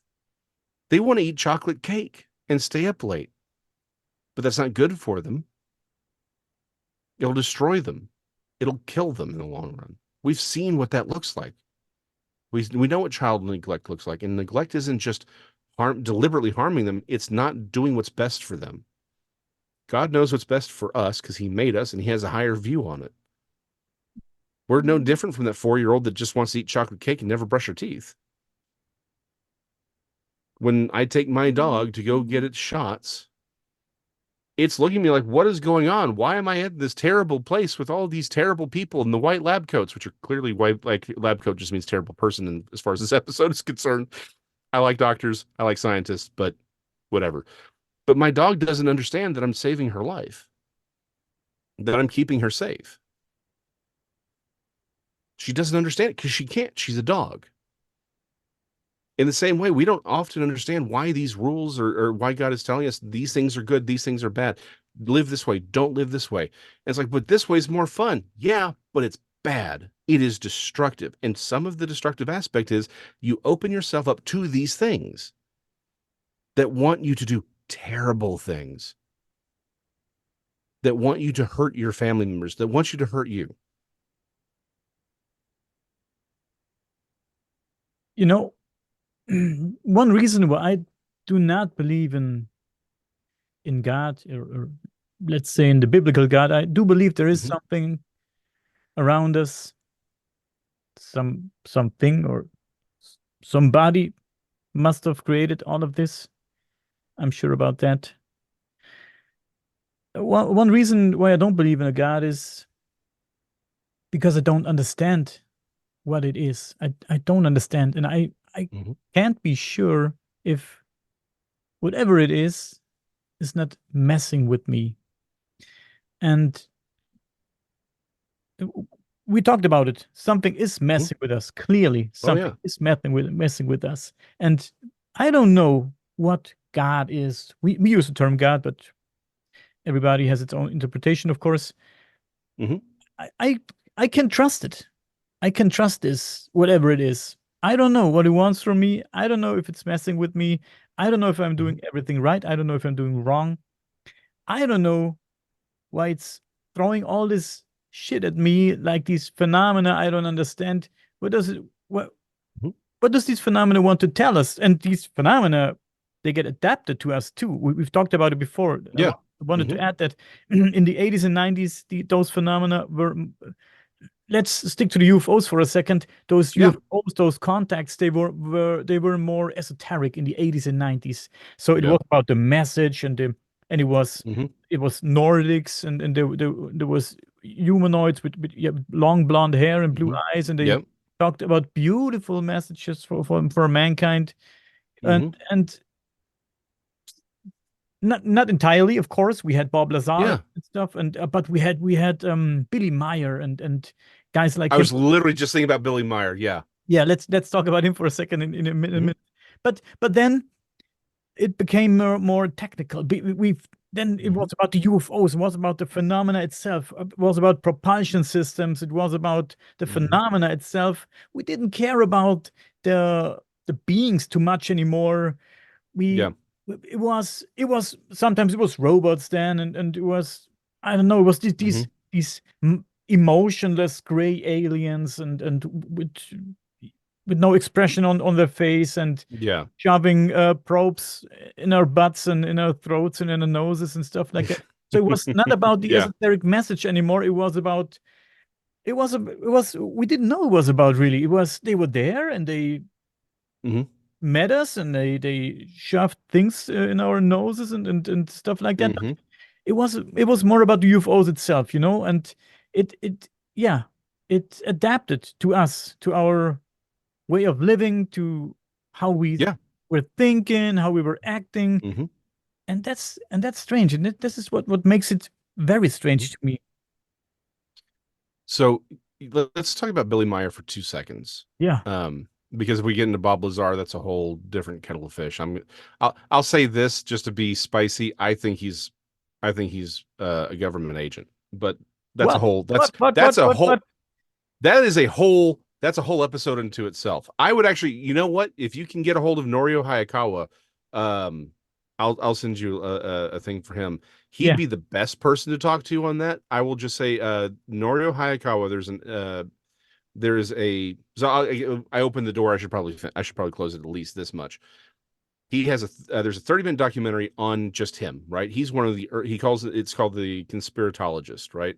He's old school. Like he was there in the 80s doing this work, right? And he has a really interesting story about Bob Lazar. But let's put all that aside, where he's like, I'm trying to interview Bob Lazar, and there are these guys in suits there with him, right? Black SUVs out front, the whole 9 yards. But let me just ask one question about Bob Lazar. So Bob Lazar in the 80s and very early 90s, so late 80s, early 90s, he comes to fame because he's telling people, I worked at Area 51, and if you go to this one particular white mailbox at this time on these days, you can see them experimenting with the UFO technology, right? That's how that was his claim to fame. That was his way of saying, look, I'm legit, and that's what gave him his credibility, right? If Bob Lazar was who he claimed to be, and the government did not want these things to be resolved, why is he still sucking air? And why didn't they just change the dates of those flights? Because it's not like they didn't know they were there. They knew those people were there watching this thing happen. And they kept running it at the same time on the same days, knowing that, and they didn't bother to put somebody out there to keep them from seeing it. They eventually bought up a lot of that land, but it's like, why didn't they just, all they had to do was not do those test flights at that time. And he has no credibility. All they had to do was have some wet-work CIA agents show up at his house, overdose him. And this is the 80s, right? It's not today. 80s, early 90s. You dose him, you shoot him up full of some cocaine or heroin or whatever the drug du jour was at the time, maybe crack. You tell the cops he overdosed. Hell, they could have put a bullet in the back of his head and still said he overdosed. We've seen that happen with reporters.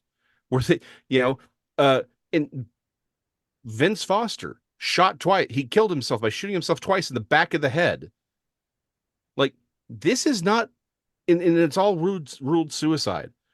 We've seen this happen. They could have just easily shot him full of heroin, and then tell the sheriff's agents he'd overdosed. They bring him out. Here's a title. Hey, crackpot UFO guy dies of heroin overdose. Story's over. And yet he is still sucking air. No, that doesn't make sense. But let's go back to Billy Meier for a second, because that's a really, yeah, no, okay, please go. Just one thought, and I build a bridge to Billy Meier, I promise. Yeah, no, go for it. So I have my own thoughts on Bob Lazar, of course. A long time I was not sure about Billy Meier, about Bob Lazar. I thought it's just a guy with a strange story, and I don't know, didn't believe it, to be honest. But then there was Grush, and I thought, man, there's a few things that sound similar to what Bob Lazar said. Oh yeah. And I like the way he described working on the chip, how he described the details and stuff. But also, this could be made up. But then I heard him say, before all that happened, and before he worked in Area S4 and with the UFOs and shit, he wasn't interested in UFOs. He didn't care too much about UFOs and stuff. That's what he said. And then I saw the drawing he did of this UFO.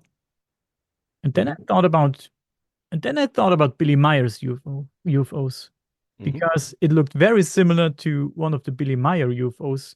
And the pictures of Billy Meier and the story of Billy Meier was out long before Bob Lazar came up with the story, and he must have heard it. I thought, man, I'm sure he heard the story of Billy Meier, and if he made it up, this drawing was inspired by one of Billy Meier's UFOs that from the pictures, because it looked very similar to one of the Billy Meier UFOs. Yeah. So just to be very clear on my stance on Lazar, I don't think he's making it up. I think he's working with what we would have called OSI at the time, right? Yeah. Because again, with Grush, great. Look at the people who are sitting behind Grush. Look at the people who are the law office that's working with Grush for his whistleblower testimony, right?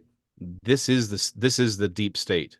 It's as swampy as it gets. These are the intelligence officer agents and their connections that they were using to manipulate. We know for a fact, this isn't even my opinion. Again, whether you like Trump or not, irrelevant to what I was about to say. There were so many things that came out during that time where it was where it's provable, where we know it was all fake, and that those are the same people who are involved. It's not that I have a personal thing against them. It says for over a decade now, it has been legal for our intelligence operations to do disinformation here and psychological warfare here. in this country to manipulate us. Now, I think it's kind of naive to think they weren't doing it before that. It's just legal to do it now, right? And here's the worst part. Grush could be legit, could be honest as the day is long. It doesn't mean he's not being manipulated, right? The thing is, why if they were lying before, why are we assuming that they're lying now? Again, there's a lot of reason to think that a lot of the bigger names in ufology have been either directly manipulated by intelligence operations or themselves are operations, meaning that they are actively working with the United States government, and that's why they're there. That's why they got the headline time. That's why they got the good interviews, because that's what they were doing. That was their plan. That's what they're getting paid to do.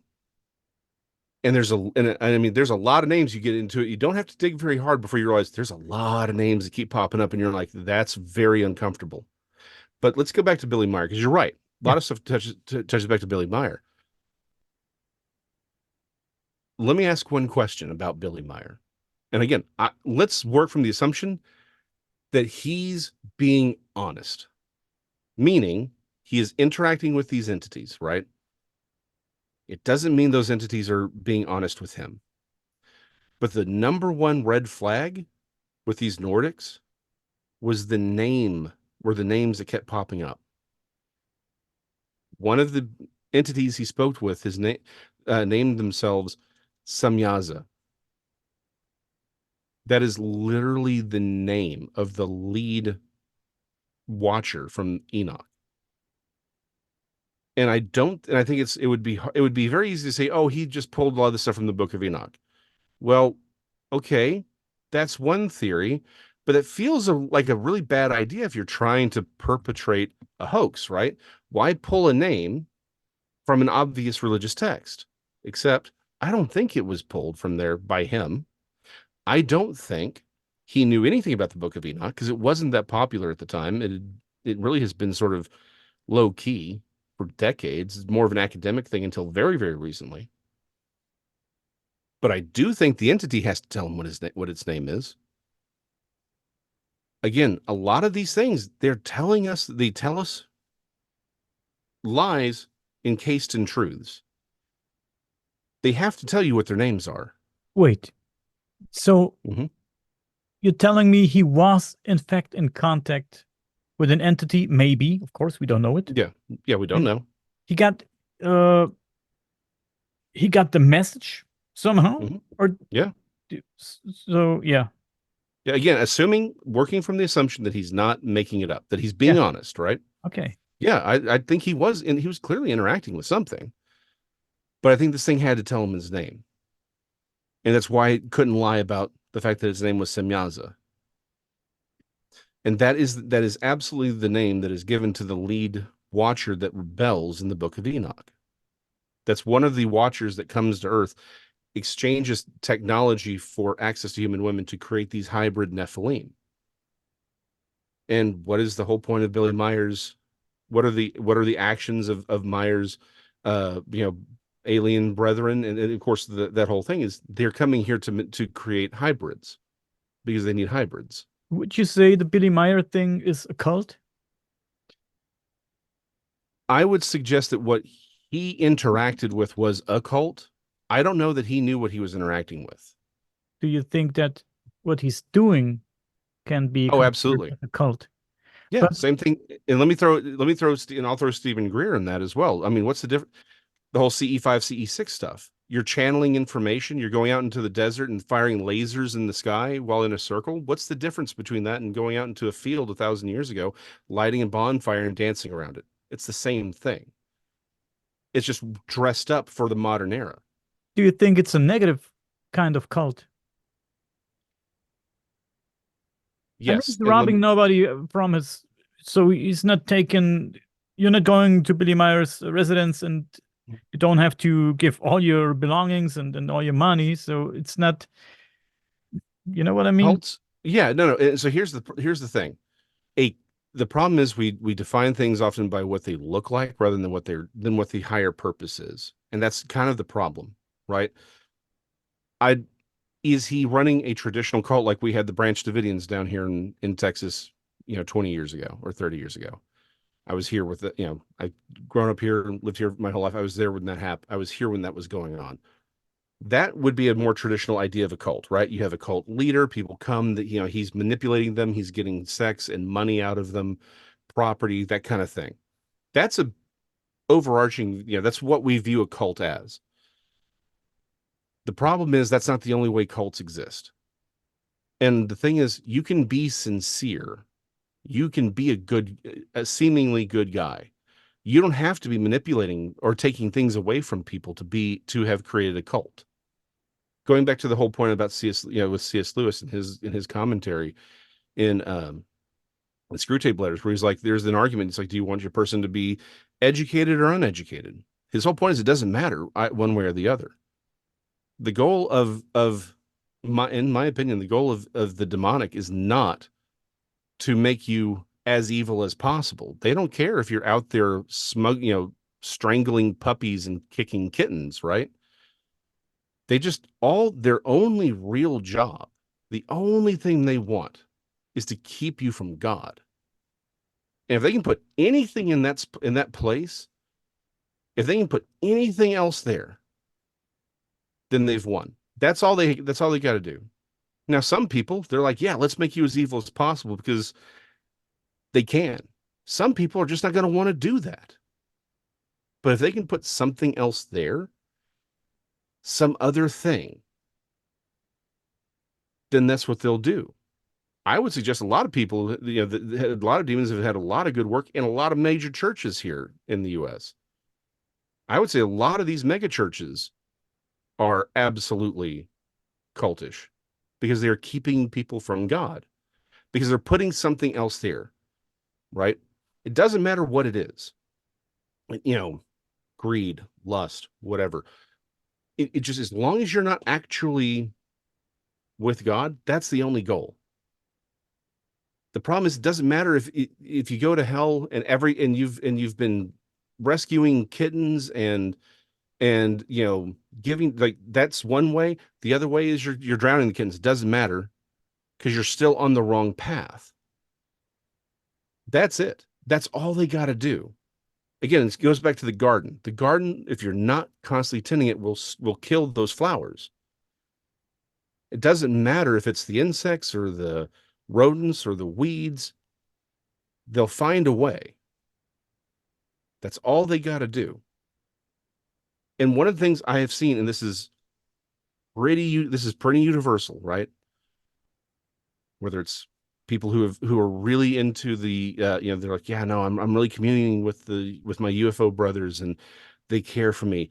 Or if it's the people who, I know a lot of people, I care about these people who think that they're talking to Sasquatch, right?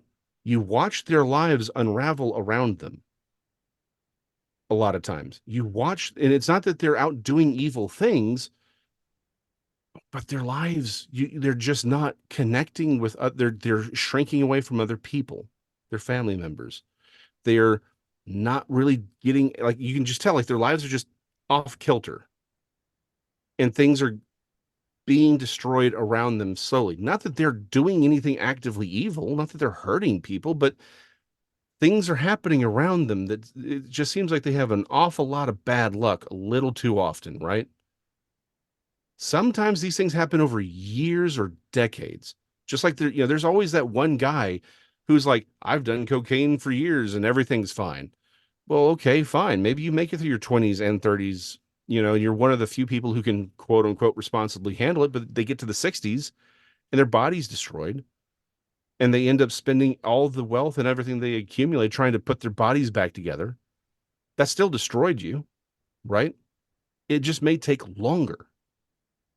Not everything is immediate. But when I look at Billy Meier, I don't think he's a bad guy. I just don't think that the things that are talking to him are what they claim to be. But the fact that they had to use that one name should be a really major red flag.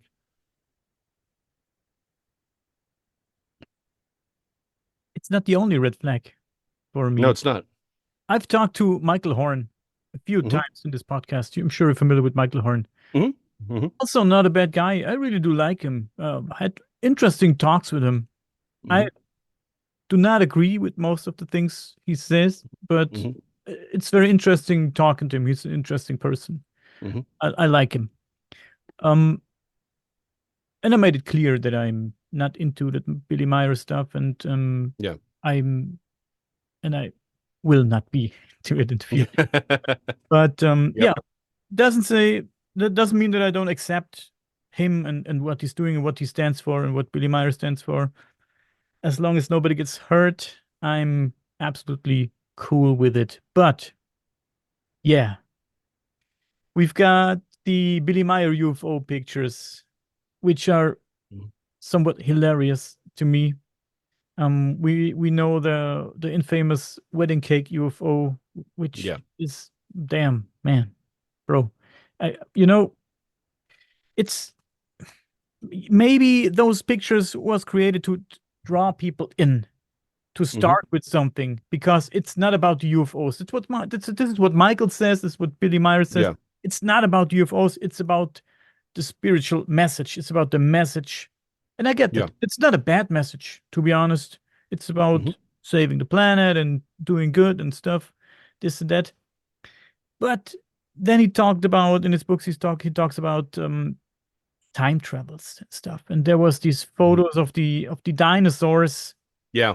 and I was like, man, those pictures. And then they found these pictures in old history books or what Hmm. I don't know. I think it was an old history book, and I don't know, man. Yeah. I how can all this stuff create such a big bubble of people around Hmm. it? Do you know what I mean? Yeah. With Hmm. all these strange and obviously, let's call it faked Hmm. pictures. To me, this is my opinion. Yes. Don't throw shit at me, guys. I Oh, respect. do it. No, do it anyway. Yeah, do it anyway. Sometimes, yeah, I can live with it. But Yeah. with all these strange pictures and sometimes hilarious pictures and Hmm. the dinosaur stuff and the reports about the time travel, how can this create such a big bubble around it? I never got that. I never got that. So, real quick, on what is, again, like you said, the dinosaurs, my favorite part too. Yeah, Um, for obvious reasons, I'm a big dinosaur guy. For obvious reasons. Um, but um, what I have noticed is that people, again, working from the idea that he is sincere, just working from that assumption, right? I have seen very sincere people fake things because they want to have evidence for their sincerity. Does that make sense? Like yeah, it's like, well, these people are going to need proof. I am sincere in my belief, and so I'm going to create this stuff so that it'll give a chance, an excuse for people to believe me, right? And I mean, I've seen them again on my side, on people that I would normally agree, like we probably agree on the bulk of things, but then they'll do stuff, and I'm like, what are you doing? You don't need to do that, right? You're either manipulating something or you're straight up lying about something. Like that's what I'm out. If you have to lie to make your point, then your point's not worth making, right? That's my opinion. That's how I operate. But for them, they are true believers, right? So as far as why things shook out the way they did for Billy, that's my thought, right? He was a true believer. Now, as far as why is everyone else, again, you're like, I can get him buying into all this, but why everyone else? It's a trite saying nowadays, and it's very, very common, but there's there's an old saying that there's a God-shaped hole in everyone's life, and everyone tries to fill it with something. If you don't put God there, then, and this has been my experience, you're going to put something else in there, right? And people are looking for something to put in there. If you can give them that thing to put in there, what, again, some people put drugs, some people put money in there, some people put, you know, again, fill in the blank. People have put weird stuff in there. I think for a lot of people, that's Bigfoot, right? A lot of people put Fortiana in that hole, and that's because it is very clearly their religion. And so with Billy Meier, as with any cult, right? Again, like I said, I don't think he's like a Branch Davidian cult, but like you see a lot of these cultists and you're like, what is going on? Why are you buying into this absurd story, right? Let's take Billy Meier out of it for just a second. But we've seen people buy into some just ridiculous things, right? Why? Because they need to put something there. There's something they're trying to put in that hole. That's why people were attracted to Billy Meier, because maybe it was the message. They're like, hey, I like the sound of this story, right? I like the sound of being that you've been chosen by the Space Brothers and to take care of the Earth, and these all sound like good things, right? But a lot of people fill it with politics. How often do people just believe, I mean, insane things? They're like, yeah, this politician is going to save us, and it's all going to be good, and they follow the most insane ideas. Why? Because they're trying to fill that hole with something other than what it was meant to. And so, it doesn't matter if you fill it with sports. And I mean, I'm here to tell you, man, I know people for whom fishing is their religion, right? I'm in Texas. Football is a freaking religion down here, right? And that's real football, not that European stuff. I'm kidding. I'm kidding. Yeah, you don't It's a like joke. soccer, yeah, right? Okay, so I actually played soccer growing up. Soccer is actually fairly large here in Texas. Again, we have a large Hispanic community, but it's not like football is football here in Texas, right? It's not soccer. Although soccer is getting bigger, and now we've got cricket Oh, things down here, and I'm like, how did we get cricket? I'm like, what? We fought a war, so we didn't have to have cricket. What's going on here? Um, but anyway, my point is you can fill that with anything, right? Again, sex, drugs, rock and roll, politics, sports, fishing, weird cults, comic books, podcasting. podcasting, dude, podcasting. Star Wars. You can't tell me that Star Wars and Star Trek's, I draw comics. I like comics. Those are cults, Yeah, definitely. those are cults. Like straight up. I'm sorry, you learned Klingon? Like you learned a fictional language? Well, I speak English, and that's as good as I'm ever going to go. Trust me, I've tried. I can't learn other languages, but you learned a fictional language, like that's a cult, dude. But it's all the same. Like I love comics. I've gone to conventions for years. I've done things at conventions for years. But you look at some of these people, and you're like, this is all you have. It is a replacement for religion, right?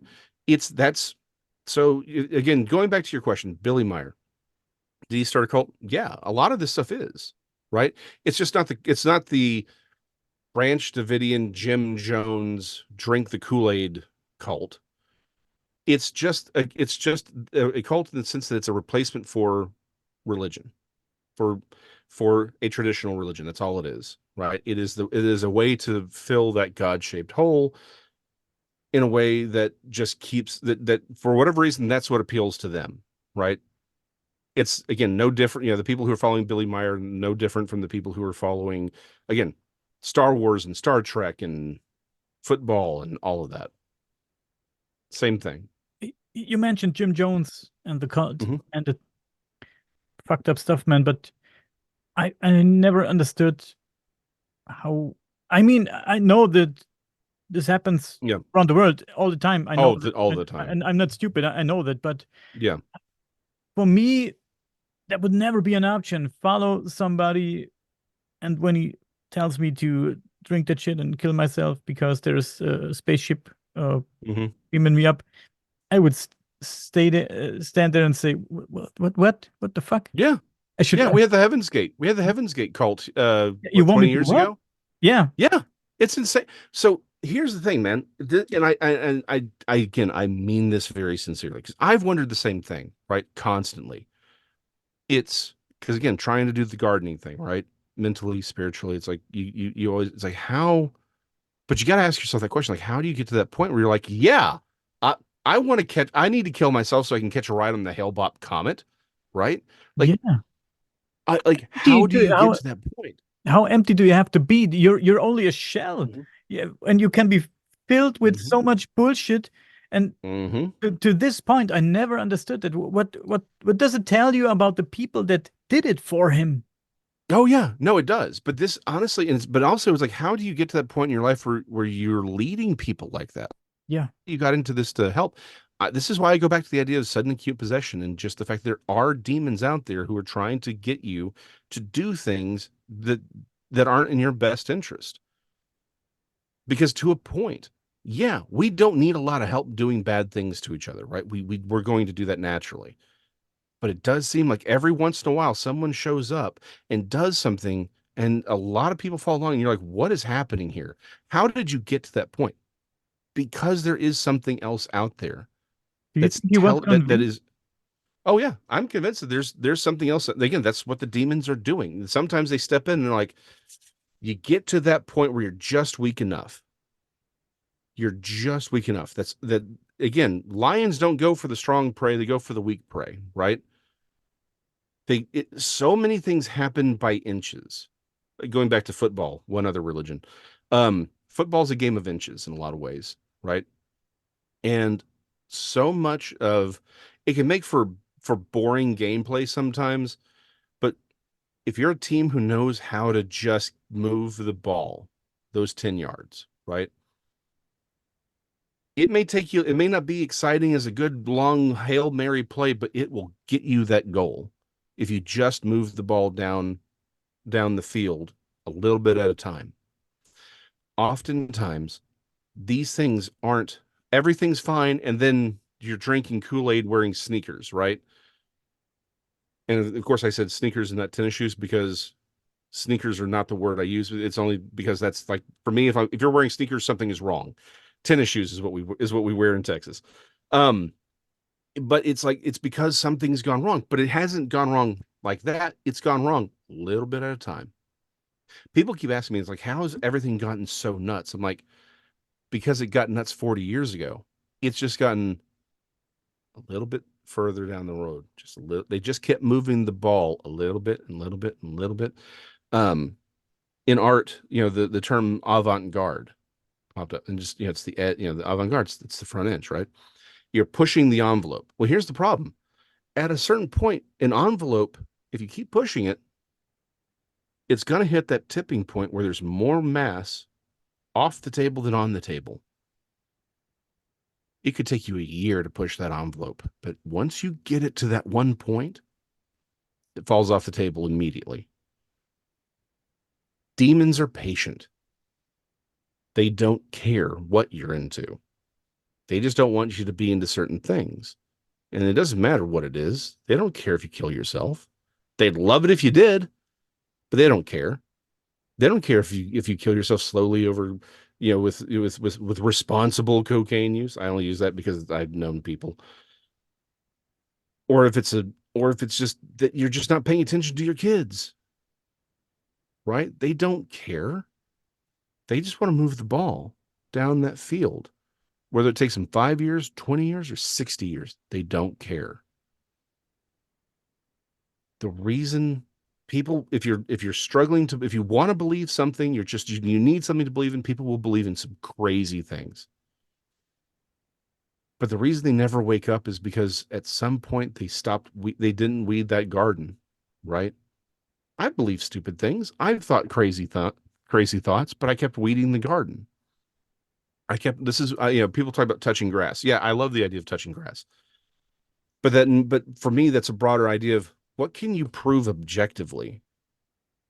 What can you look at and say, okay, this is an objective thing?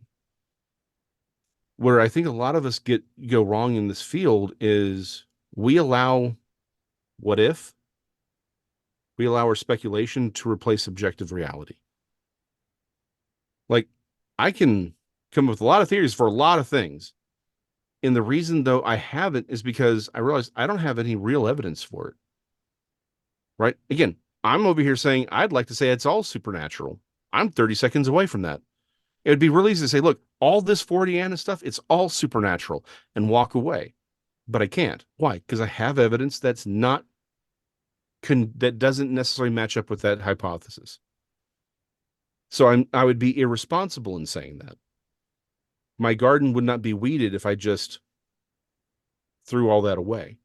But at the same time, I also realized, well, hold on, because I don't understand what this all is, where am I taking that step out in speculation?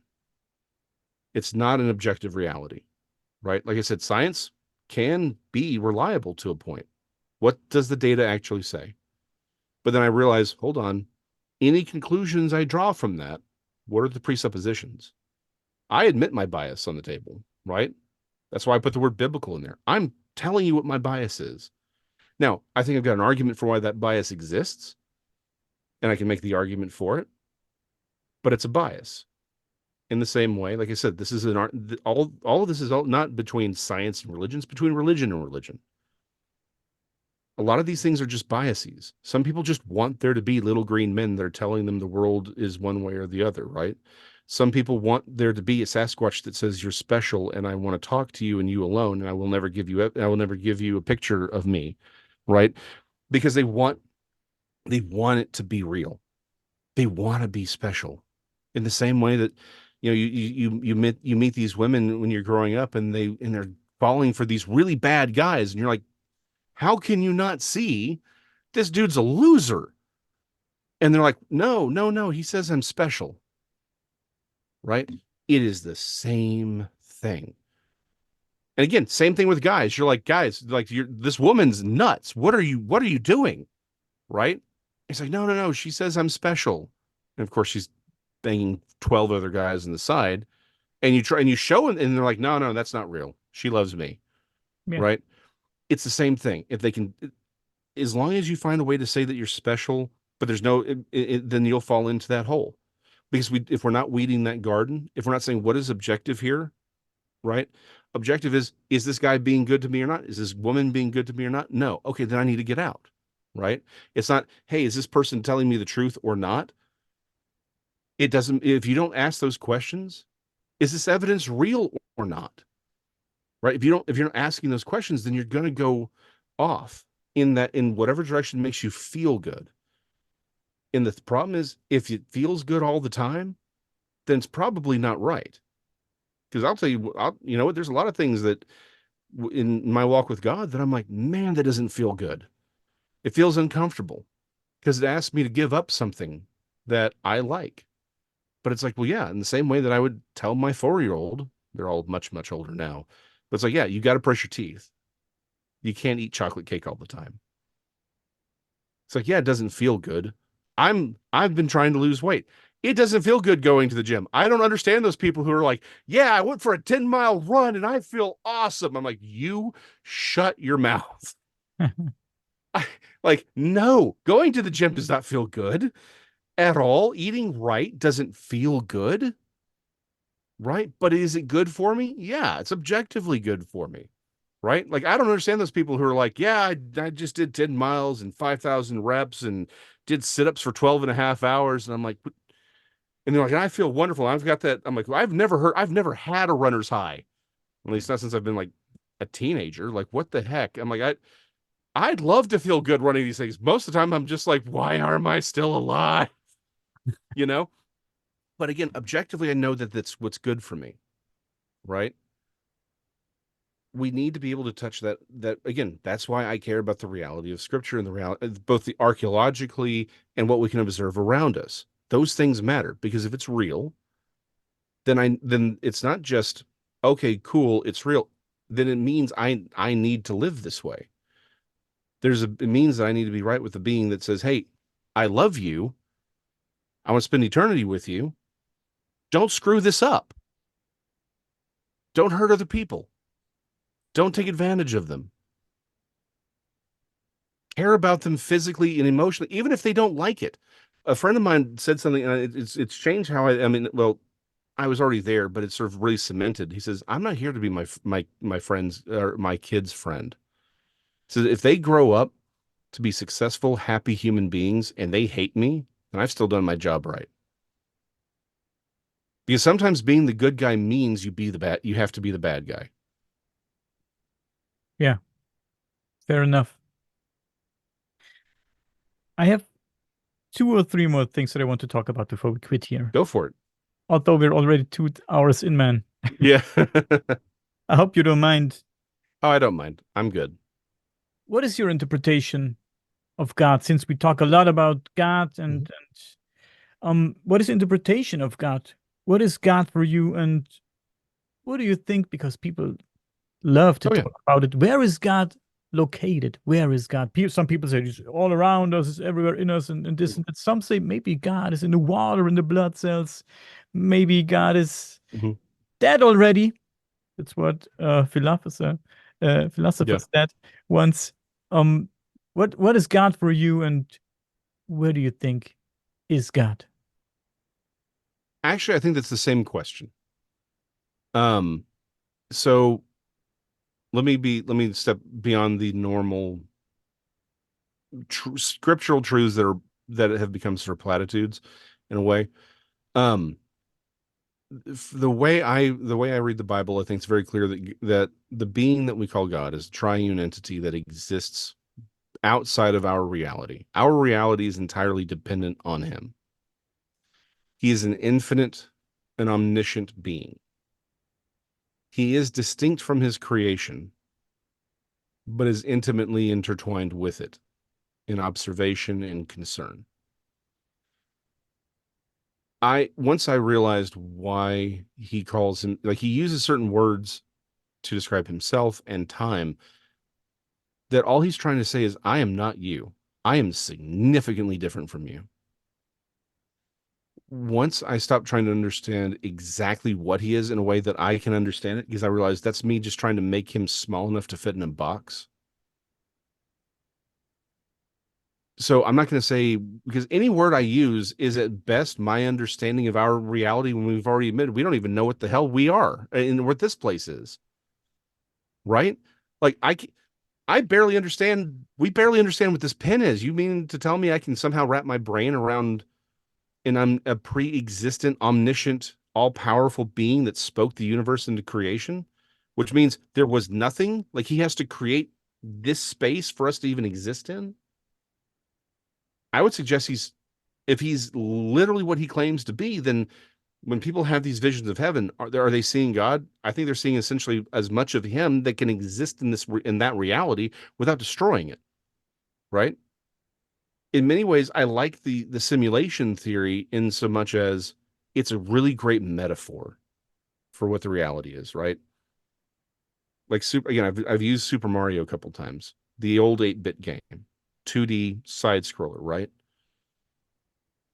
Mario could no more understand what we are than we can understand what God is. And the thing is, it's I don't need to understand what he is. I just need to understand that he is. Mario just needs to understand that we are. We're the players, right? We programmed his universe. However, we would interact with him would never be an accurate representation of our existence, nor could he understand it. I did not come up with this analogy, but it's a great one.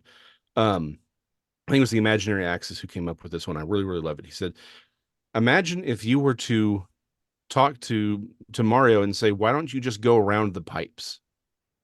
Right? That word would have zero meaning to him. He couldn't comprehend the word around.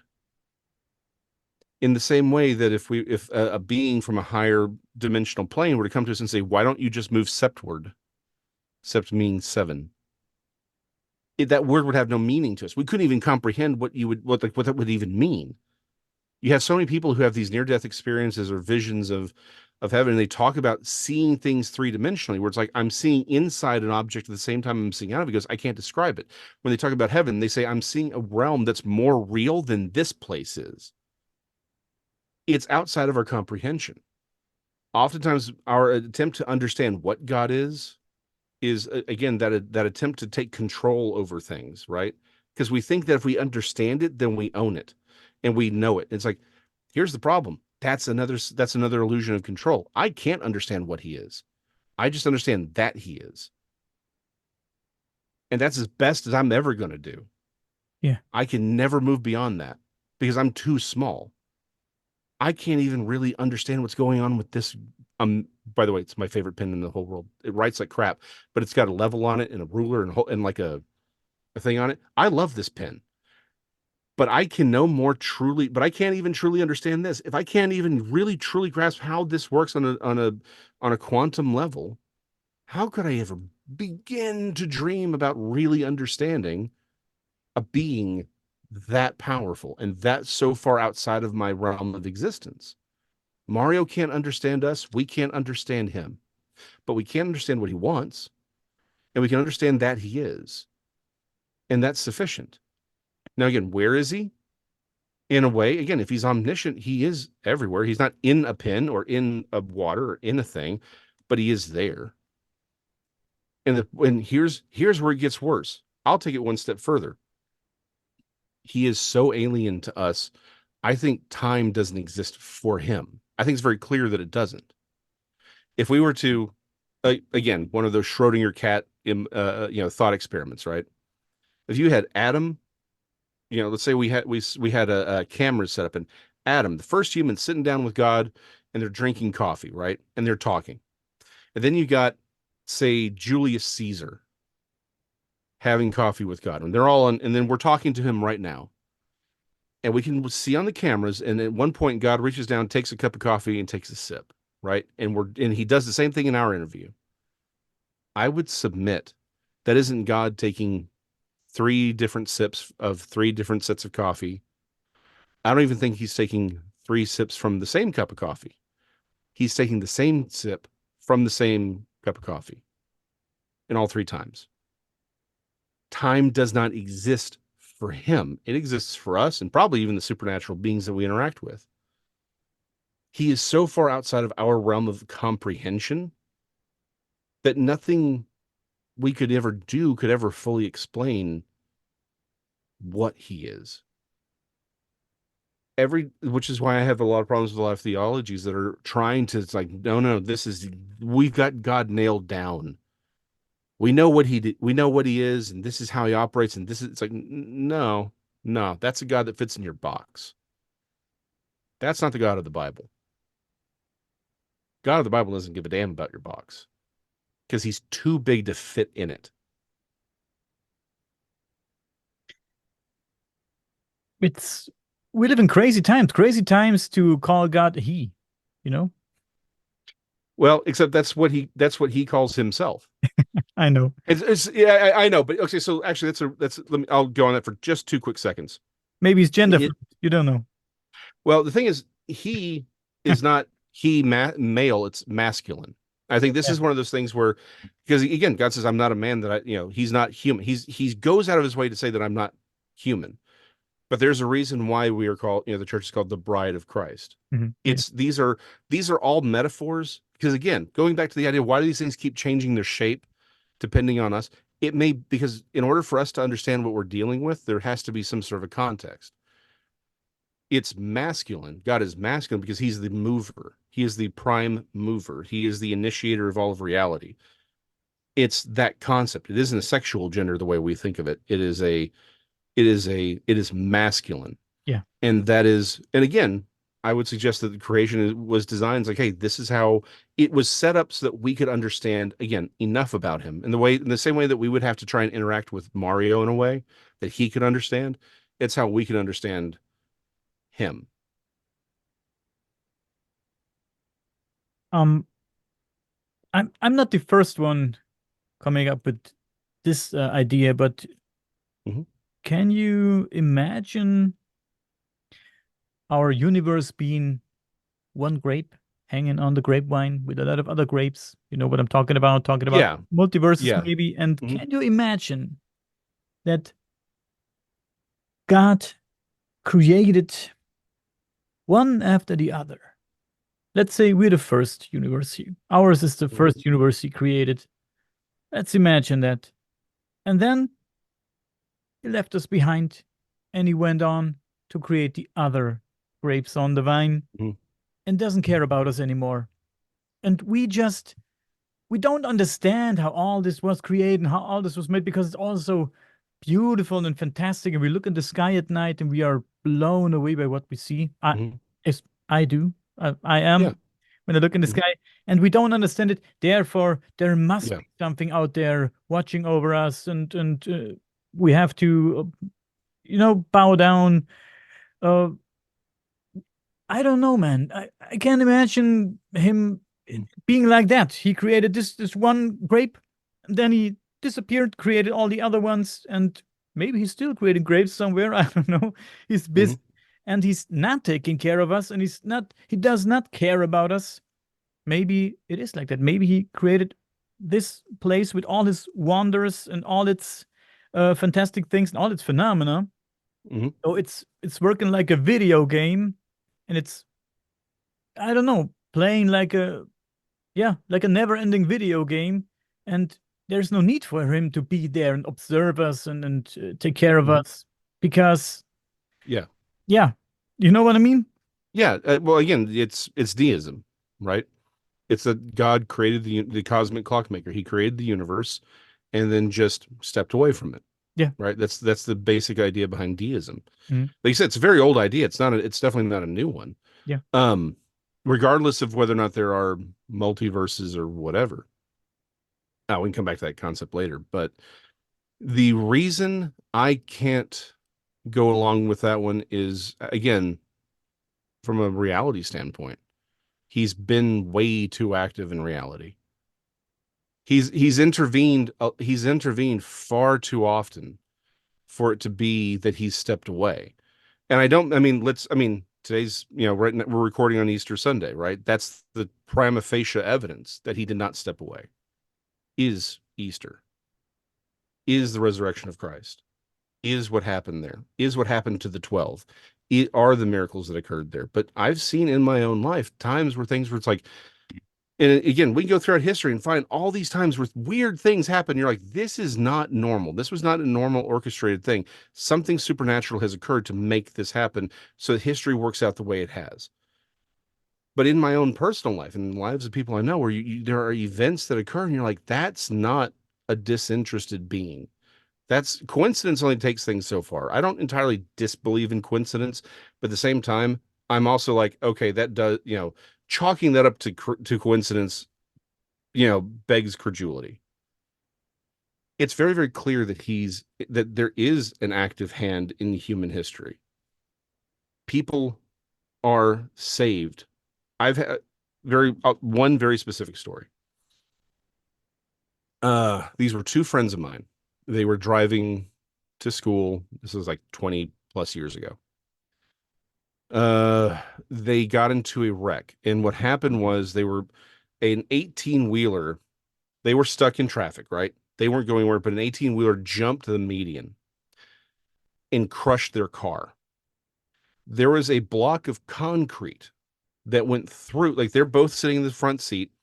There was a block of concrete that went through the windshield of the passenger side and out the passenger side window.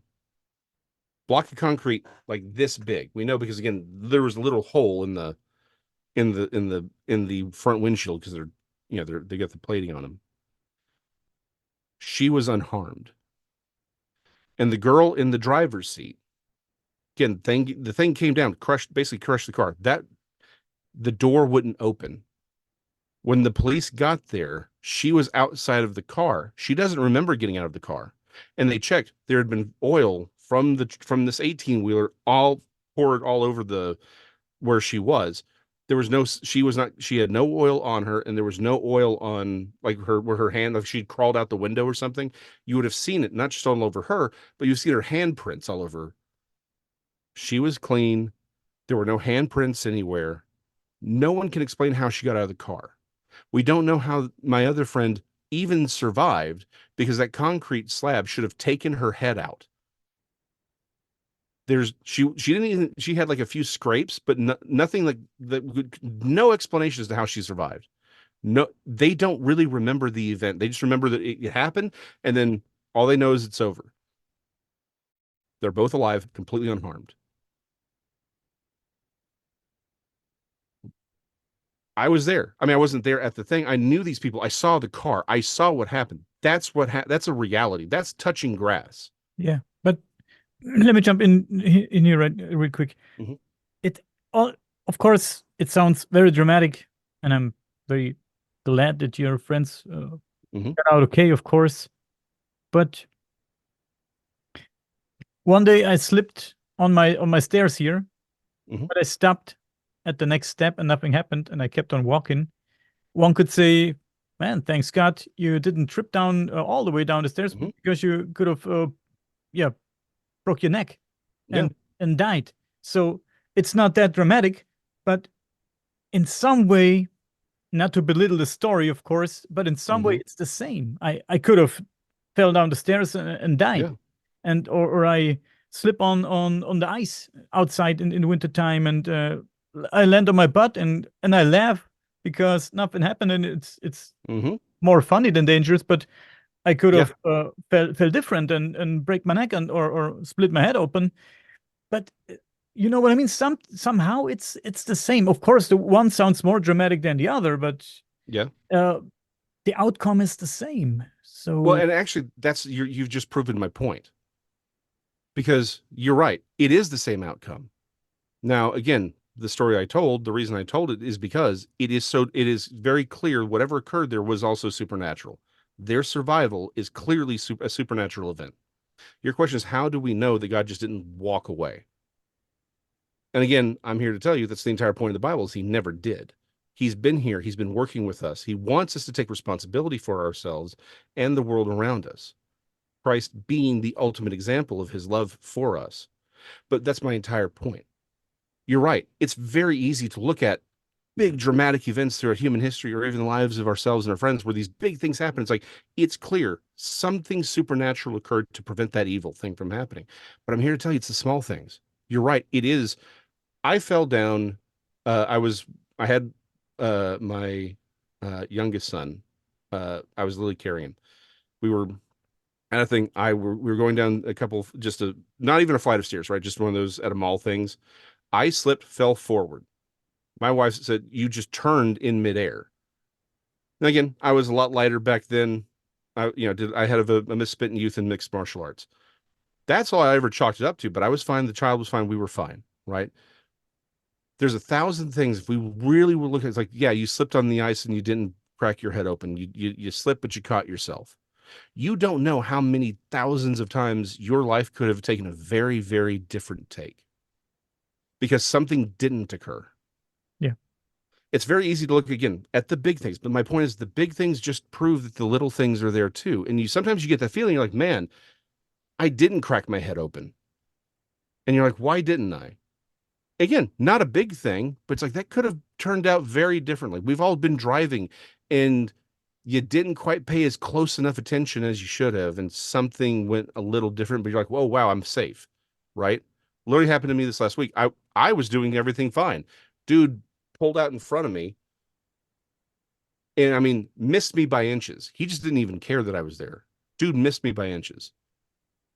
And it's like a fraction of a second sooner of accelerating. If I accelerated differently, I would have gone off literally off a bridge because this guy just didn't care. I was hit at 75 miles an hour, and this happened years ago. Car flipped over. I mean, I'm not kidding when I say 75 miles an hour, hit from behind. I flip. I'm in a, I get out. I'm perfectly fine.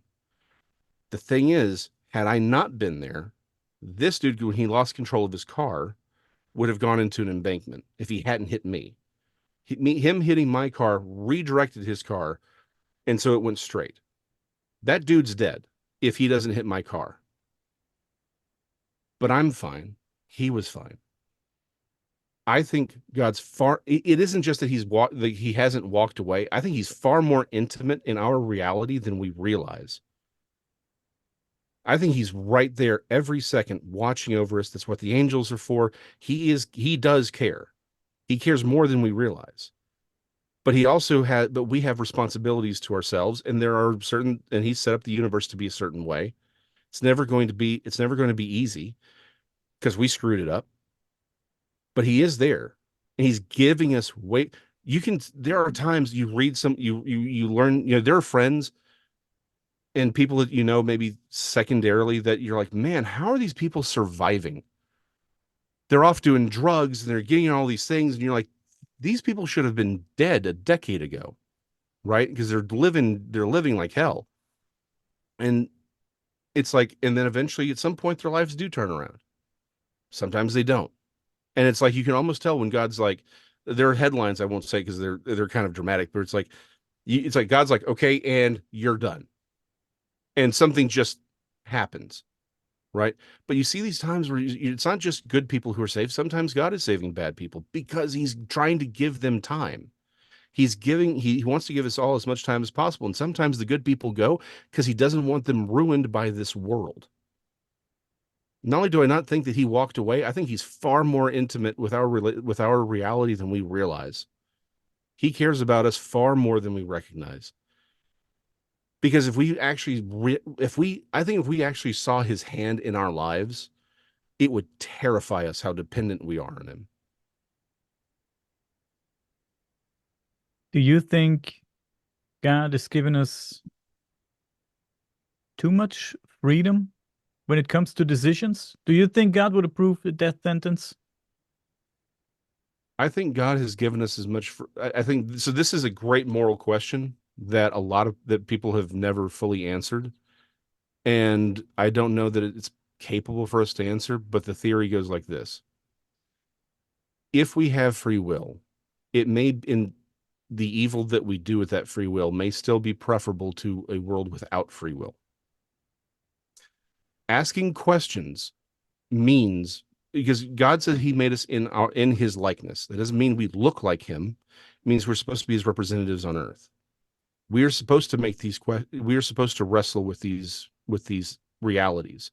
We are to wrestle with it. The fact that we can ask these questions is far preferable. I love how people are like, I hate that God tells me what to do, but why did God give me all this free will to make decisions for myself, right? Well, which one do you want to be? Do you want to be an automaton that has no free will?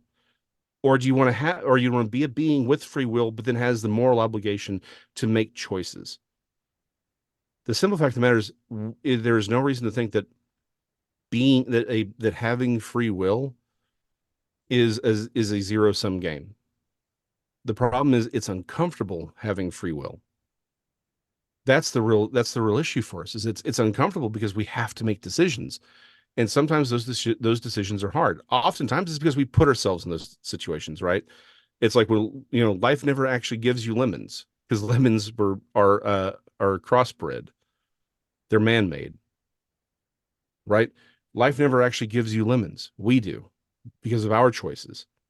Now, the problem is we can choose to do good things. We can choose to do bad things. We live in an imperfect world right now because we broke the program. He gave us a perfect place to live, and we decided to screw it up. And so we have to deal with that. He's gonna fix it. And so those questions of capital punishment or no capital punishment or whatever, those are going to be taken. Those are going to be set aside eventually because it will be back to being a perfect world where people who understand why it's important to do the right thing are going to be the people living in it. But for right now, we have to deal with the consequences of the fact that we broke the program. And that requires free will. Whether it was, ultimately, this is the one time you just say, I don't know. Was it good or bad? I'm going to take it as good because he did it. And ultimately, it's irrelevant because I can't judge him. I don't have a right to judge him. He's too big. I'm too dependent on my entire existence is too dependent on him to judge that. We have a hard enough time deciding. Again, I'm killing plants out here trying to garden. I can't even garden correctly. I'm supposed to judge the creator of the universe that can see through all of time and space and knows. What if it's way worse than we realize? It's not even that what if there is just the one grape, but there's also a million grapes? It's all the same thing, right? There's one grape at the end, but essentially you have this whole long list of grapes and essentially just keeps congealing into the one grape. So he's not just existing or he doesn't just see our reality, he sees all the possible realities. And he's making certain that the grape that happens at the end is the best possible grape. So the problem is, do we have too much free will? Well, he doesn't seem to think so. I can't say that we do then. All I know is we have it. We'd better make the best use of it that we can. You said God created us in his own image, I think. Mm-hmm. was the term he used. Yeah. I don't know if God said it. People wrote it down in the Bible. Mm-hmm. But why do we take their word? The Bible is a book full of stories that people wrote. People Yeah. wrote the Bible. Not God wrote the Bible. People wrote the Bible. And yet we, not me, but a lot of people live by the Bible. Take take take the word of all these people who wrote the Bible, the stories of the Bible, and you know, here's my problem. If a whistleblower comes and says, "Hey, I have information about aliens," there's a few people that believe it, and but most of the people do not believe what he says Mm-hmm. because it's just something he said. There's no proof. So Yeah. I don't I don't see the real proof in the Bible.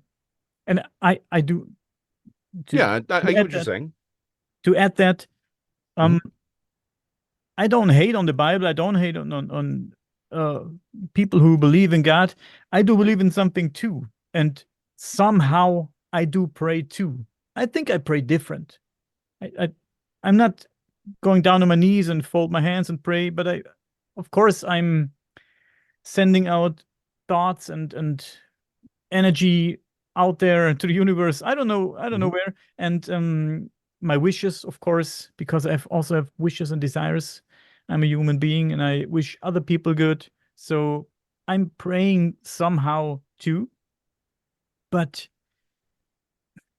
I have have problems with the church, to be honest, because Mm-hmm. I don't think you need the church to believe in God. You don't have to go to church and put your money there and you know what I Mm-hmm. mean? You have to you can believe in God for yourself. You can stay at home and believe in God. You don't have to church and belief and God doesn't go together that well in my opinion. This is my opinion and I don't know. The Bible, like I said, is a book Mm-hmm. that's one wrote, not it wasn't brought here. It didn't just disappear. The Bible just didn't just appear and there it was on Mm-hmm. somewhere on the floor and nobody knew where it came from. It was a book written by people. So, and though people say when I talk about aliens all the time in my podcast, talk about paranormal phenomena, Mm-hmm. ghost stuff, and those cryptids, just like you. Yeah. And people say, "Oh, I don't believe there are aliens out there. I don't believe in there's aliens in other planets, multiverses, or that's some bullshit." Uh, uh, Bigfoot and cryptid beings. No, I don't believe in that. But and I say, oh, but you believe there was a guy walking on water and feeding people Mm-hmm. with a few fishes and wine and stuff, and somebody Mm-hmm. parted the sea and people walked through. These are the Yeah. stories you believe, but you don't. You cannot imagine a Mm-hmm. planet, one of these millions, trillions of planets that there's Yeah. life. So that's that's strange to me. Yeah. That's strange. Let me agree with you. In fact, this is a question that I've asked a lot of people on who are in the church, right? I said, so let me get this straight. You believe that a supernatural being supernaturally created the universe full of other supernatural beings, supernaturally intends all things, sent his son supernaturally to live, die for your sins, resurrect on the third day, ascend bodily into heaven, and gave supernatural power to his followers to cast out other supernatural beings. You believe all this, right? And they said yes. I'm like, great, but you don't believe in the supernatural? Because you try and talk about the supernatural day, they're like, I don't think that's real. I don't think it's like, okay, so then my question is, do you really believe the book? So back to your question. So let me say I am starting with a very similar position to you in a way, right? Again, this is why I go back to, it's why I call myself a biblical paranormal researcher, because I think these things are actually evidence that this is the story of reality, that this is trying to tell us what we are, where we are, what this reality is, as close as anyone's ever going to get to it. And again, we don't even understand what this reality is. This reality may be far more artificial than we realize. It may be far more dependent on our views about reality than we realize. But let's go back to, well, who wrote the Bible? Here's the thing. It wouldn't have mattered if a bunch of angels brought it down and dropped it on, somewhere. You'd have the same question. How do I know those angels were real? It's, people say, well, but the Bible was written by humans. Yeah. Well, who else was going to write it? It wasn't going to be giraffes. We were the ones that were created to be God's representatives on earth. This is our world to inhabit, to be stewards of. This is where we're supposed to live. We're the ones who are responsible for ourselves. But sorry to interrupt you, but Yeah. can we agree that he would have the power to send some angels down there with the Bible in hand and give it to us, or maybe Yeah. a UFO landing on, Mm-hmm. I don't know, a football field, as people say, and it's the Bible. He could have, Well, but he didn't. he could have. Well, hold on, but he did. That's literally Jesus. He was God on earth. He raised the dead. He healed the sick. He created food out of nothing. And yet people still looked at it and said, yeah, I don't buy it.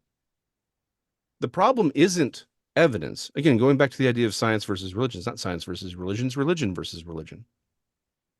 We all have in that God-shaped hole. The problem is a lot of people don't want to put God in that God-shaped hole. It is a choice. We are actively opposed to God in many ways. That's why we sin. That's why we naturally do things that are evil. We don't have to be taught to be selfish. We are naturally selfish. Have kids, you'll find that out real quick. The simple fact of the matter is the fact that humans wrote it in many ways actually improves the authenticity of it, because we can actually go through and watch it. Scholars for thousands of years have gone through all the different versions. We've looked at it. If it was just one thing in one building, someone could have come along and said, I'm going to make changes to this thing, or I'm going to lie to you about what's in it. The fact that we have over 5,000 manuscripts of books from the New Testament, all within a century or two or three on some of them of the original writings, allows us to say, yeah, we know what this text was. Even Bart Ehrman, who's not a Christian, will say, yeah, we basically know what was written in the New Testament because there's so many copies. The thing is, it wouldn't matter. Jesus came back from the dead. 500 people saw him. People saw the tomb was empty. They still didn't believe him. We're humans. We suck. We do stupid things all the time. We refuse to believe things that are happening in front of us. We just had that conversation. How many times do we know our friends? We're like, why are you with him? Why are you with her? These are terrible human beings. They just beat the crap out of you, and you're still with him. She just slept with 12 guys, and you're still with her? Right there in front of their faces. They're like, no, no, no, he loves me. No, no, no, she still loves me. Hey, I'm Jim Jones. Here's a bunch of people who've died drinking this Kool-Aid. You're going to drink more of it. Yep, sure, I'm going to do it. It wouldn't matter because he has. With Moses, he blotted out this, again, with the Egyptians, blotted out the sun, sent all these plagues, and they're still like, yeah, no, we're not letting y'all go. It doesn't matter. In fact, oftentimes, him showing up physically and doing things just makes us do stupid things. The entire Bible is full of people who saw just the greatest miracles of all time in God, and they're like, yeah, quick, let's go worship a golden calf. The entire Bible is full of humans doing stupid crap because it ultimately wouldn't matter. But it's also meaning that he wants us to participate in this thing. He doesn't want automatons. It goes back to the question of free will. He wants us to be free. He wants us to be responsible for ourselves. He wants us to take up the mantle of what he called us to be. And that does mean working with one another. It wouldn't matter if there was a giant person in the sky. People wouldn't believe it anyway. But you know what has changed more lives than anything else? That one person who goes to the gutters of Calcutta to rescue children. The people who fought to end slavery, a thing that has existed throughout all of humanity. The people who go to entirely foreign cultures that don't know them and don't owe them anything. They set up schools and hospitals. The best existence of God isn't necessarily artifacts like the London hammer that I have a replica of right here. It isn't the fact that there's the supernatural, or that you can use, or that Christian exorcism techniques end uh, alien and UFO abductions. None of that is the ultimate truth of it. It won't matter. The thing that ultimately ends up changing lives is when we can see in ourselves and in the lives of others around us that, hey, there is somebody who cares. They can see the change in them, because we are ourselves supernatural beings. We're not just flesh. We're not this pin, right? I'm more than just this thing. I am a supernatural being. You're a supernatural being. We're all supernatural beings within this flesh. And we can see the changes in people. We can see them sacrifice to help other people. That's the greatest gospel that will ever be written. It was written and preserved so that we have something objective to look at, because that's our responsibility to him. And he's superintended all of these things. And we can go, and again, there's 1,000 scholars you can call right now, and they will come up here and they will spend hours upon hours upon hours showing that the text is accurate. But it wouldn't matter. In fact, it's even better that we don't have the one perfect text, because that could be changed or lied about. We have it everywhere. It was the most decentralized truth of anything that any human's ever seen, because you couldn't change them all. We know what was written. The problem isn't that we don't know what was written. The problem is we don't want to believe it, because it's so hard to because it is so hard to believe that a God like that could even bother to care about us. Again, Jesus raised from the dead. He performed these miracles in broad daylight, and people still were like, yeah, whatever. Even the people he fed, they watched it happen. They left because he's like, okay, cool. You came back for food, but I'm going to tell you something true. They left because of that. By the time Jesus was done and he ascended, he only had 100+ followers that were there praying in Jerusalem. It didn't matter how many people saw it. It didn't matter the miracles. They didn't buy it. I have personally seen people in the middle, and they're like, man, this is the most amazing thing I've ever seen in my life. This is clearly a miracle, but I don't buy it. Again, I've got a replica of a hammer right here. It's right there in Glenrose. You can drive down. Well, you can't, because that would be a long drive for you. But you can go. It is proven.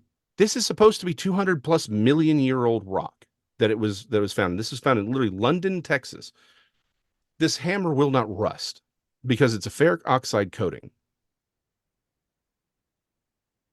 So, okay, this is evidence right here. Something unique has happened. People say, no, it's not real. They say it's a forgery or a fraud. They won't say how it was forged or fraud.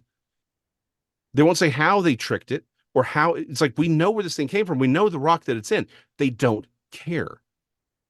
We have dinosaur bones with active hemoglobin and active biological material, and it's like, yeah, that means it can't be 65 million years. No, it's still 70 and 120 million years old. There's just something that's magically keeping it from deteriorating, even though we know for a fact organic material can't last 1,000,000 years under perfect conditions. They know it. They can see it. It doesn't matter. Why didn't God just come down and drop it? Because then that's taking it away from us. And in many times, us not knowing things probably has saved us a lot. Our ability to be redeemed is because we were deceived. I know people who've fallen away from the faith, and they are the most bitter, hurtful, hateful people I've ever met. There's the difference between backsliding, right, and having, like, I've had moments with God where I'm like, I don't think I really enjoy what's going on here. I don't know what's going on. There's a difference between questioning. You're supposed to. Israel means wrestling with God. You're supposed to wrestle with God. You're supposed to have doubts. You're supposed to question. You're supposed to work this out. Isaiah says, let us reason one to another. He doesn't want robots. But I have seen what happens when people say, when they've seen the goodness of God, they've seen it in their lives, and they're like, you know what? I'm out. That's reject, and it is a bitterness because they've seen it for themselves. They know. And the problem is, if you know, then you're responsible for it. If there's at least I'm not sure what's going on here, then you're not necessarily responsible for that. You're just trying to work it out. There's some freedom there. He gave us free will, but that also means he gave us some freedom and he gave us some wiggle room to try and figure things out because he's trying to work it out with us in a way that doesn't call you to immediate to an immediate announcement. Imagine, I mean, we've all had jobs, right? If you make a mistake, your boss is willing to forgive you most of the time, right? Unless you're a real jerk. But if you sat there, looked at your boss and said, "Hey, you know what? I don't like you. I think you suck, and I'm not going to do this thing you told me to do." You're fired because you did it to his face. It wasn't out of ignorance or you made a mistake. It was, I knew what I was supposed to do. I was explicitly told it, and I decided not to do it. God's keeping us from being in that situation. That's why Satan can't be saved, because he knew what was going on. He knew the deal. He spat in God's face directly. That's why that's going on. We, by not coming down and doing that directly, by giving us a little bit of ambiguity, is buying us time, because he doesn't want us to fall, but he also doesn't want to supersede our free will. Because if it's not free will, then it's not love. It's an automaton. And we go back to, but free will is a good thing on some level. I have my doubts. That's because I'm still stuck in the nuts and bolts spiral, you know. I'm a nuts and bolts guy. I'm I like to talk about UFOs and stuff. And I just, yeah, not too long had to learn that it's not all about nuts and bolts. It's not always UFOs coming down. You can knock on them and door opens and the humanoid being gets out and shakes your hand. It's not about that. I had to learn that. I had to learn it over time, over the years, that it's not all about that. UFOs are way more than nuts and bolts and physical objects. Yep. But still, I'm stuck in that spiral a little bit, and little, and I'm yeah, somewhat wrestling with the spiritual aspect of all these things. And when it comes to the Bible, I always, maybe I'm crazy for that, but sometimes I question. I ask myself, so the Bible is a book with a lot of stories in it that nobody can really prove. I mean, of course, if somebody says he can prove it for himself, that's okay. I'm cool with that, but I'm not that kind. But then I think, yeah, Billy Meier also wrote books. L. Ron Hubbard wrote books. There's a satanic Bible, so there's also books with messages that you can live after, and nobody can prove if things in there are wrong or right. Nobody can really prove. Of course, we have doubts when we look at Billy Meier's pictures, when we listen to his stories, and you said, hey, there's some red flags, and we talked about the red flags. Yeah. Can we prove that he's not right? No, we cannot prove it. He could be completely right, and we live in our life entirely wrong. No, 100%. Well, and so there's 2 points. I'll jump to let me do the first one, because the second one is sort of the closer on that argument. No historical event can be proven scientifically. The nature of history is and people say, well, hold on, no, you can't prove it. You can just prove that an event occurred in a location at a time. And that's only certain ones, right? We don't actually know. Most historical events we can't prove one way or the other, right? We can prove certain civilizations existed, but any of the documents we just don't know. You can't prove that, right? So the question, as far as proof goes, is, well, there's aspects of things that can be proven archaeologically, but that doesn't mean that what was actually written down is true, right? Like, we can prove that there was an Israel, that the history of the nation of Israel occurred in the Levant. Like, we can prove that.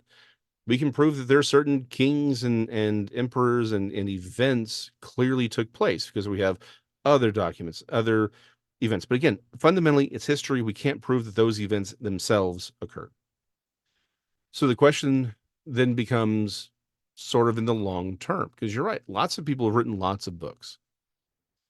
And this is why I go back to the power of the change in life. What message has done and what philosophies have done the best for humanity as a whole? We living in the 21st century do not fully, we just can't even wrap our minds around what life was like 2,000 years ago, what the Roman Empire really was like. Every hero, I mean, most of us really don't even have a real historical understanding of anything. It's what did Green Day say? Reruns have become our history. Even 100 years ago, most of us, the Wild West, most of us envision things the way we see it in movies and television shows, not the way it really, really was. We do not comprehend the impact for good that Christianity has had, and that the Judeo-Christian texts have had on the development of civilization. We can't possibly understand that. And we often don't even talk about the evils of these other philosophies that have evolved. In the 20th century alone, we've seen what's happened all over the world with a lot of these different things, the hundreds of millions of people who have died. And that's just a handful of things. It's very trite for people in popular people say, oh, but look at all the wars fought over religion. Well, guess what, Buttercup? Most people haven't even looked at the actual numbers. They don't know the actual numbers. In fact, the number of actual wars fought over religion are very, very low. Most wars are fought over resources. It's my people want that and you've got it. That's all war is for the vast majority of human history. We don't need religion to go to war. The simple fact of the matter is what has brought the most peace, what has brought the most prosperity, what has actually advanced human rights. And it is very clearly the Judeo-Christian, even societies that just, I would argue, don't even really get it right. I'd argue America hasn't gotten it right at all.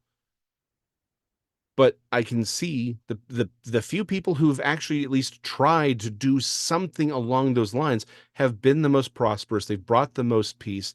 They've brought schools and hospitals and orphanages to people where those things weren't even a concept.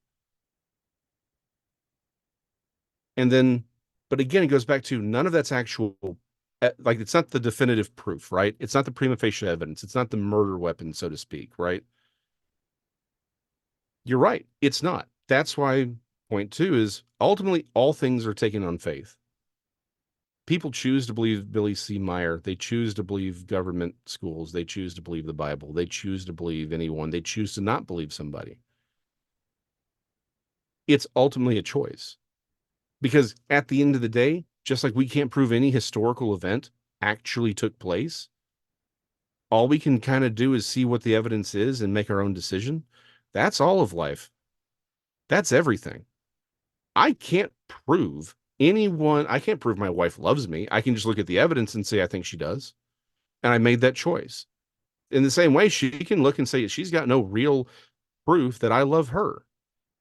But she can look at the evidence and make a decision and make that choice. And ultimately, all of these things are examples of faith. If you choose to believe in Darwinian evolution, atheistic evolution, that's an act of faith. I don't have that much faith, by the way, but that's fine. You can have but that's still an act of faith because you can't prove that any more than I can prove my position. We can just look at the evidence that exists. I can't prove Billy Meier is not actually talking to a bunch of extraterrestrials, right? I can't prove it beyond the shadow of a doubt. I can look at the evidence and just say, hey, I got some issues here. I got some red flags that makes me ask some questions. But my choice to agree with him or not, to believe him or not, is still an act of faith. Just like everyone who believes him, that's an act of their faith. The world may be far more complicated than we want it to be. In fact, I'm fairly certain that it is. Our reality may be something that is so different from what we're imagining it right now that we don't even have a language for it. You go back 600 years and you try to tell people that the reason they get sick is because they're little creatures so small you can't see it, and they get into you and they make you sick. They couldn't comprehend it because the microscope hadn't even been invented. Right. Most of our most right now we're disproving dark matter right now, right? We don't even understand how this universe works at all. Going back to one of the fundamental themes of this episode, we don't understand this universe at all. It may be far more weird than we give it credit for. Ultimately, faith is all we have. Because even the act of science, to believe that the universe is consistent enough to be observed and understood at any level, is an act of faith. It's all an act of faith. It's all an act of choice. Now, you can make the best decision that you got with the information that you have. And again, I go back to, I think maybe God gave us a lot of ambiguity so that we can have a little bit of wiggle room. He just wants us to do the best with what we have. And so, yeah, have I made a choice? Yeah. Do I lay my biases on the table? Yeah. Do I have reasons for my conclusions? Yes. But is it an act of faith? 100%. Can I prove it? No. Just like I can't prove any historical event happened. I can't prove that Jesus rose from the dead. I can show evidence that he did, but I can't prove it any more than I can prove any historical event. I can just come to the conclusion for all the reasons that I've given today that it did. That God does care. Even when I'll be the first one to say, even, very recently, I'm like, I ask myself, does God really care? Right? Is he actually as involved as I want him to be, as I think that he is? I wrestle with that all the time because it's very easy to wrestle with, because it is kind of hard to believe that. But I do believe my wife loves me. Right?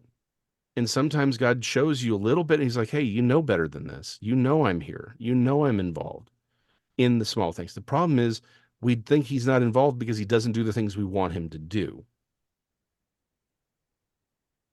We have ambiguity. That's life. Humans wrote the book. Who else was going to write it? All I can do is the best I have with what I have. And I just hope that somewhere along the line, it matters. I look at it and say, balance of evidence here there is a God. He did oversee the writing of the Bible. Are there questions about it? How to read it? What does it mean? Yeah, there's a ton of ambiguity, and that ambiguity is probably there for us to wrestle with it so that we become better people. Because it's not a rule book of do this and don't do that. Because he wants us to be more than that.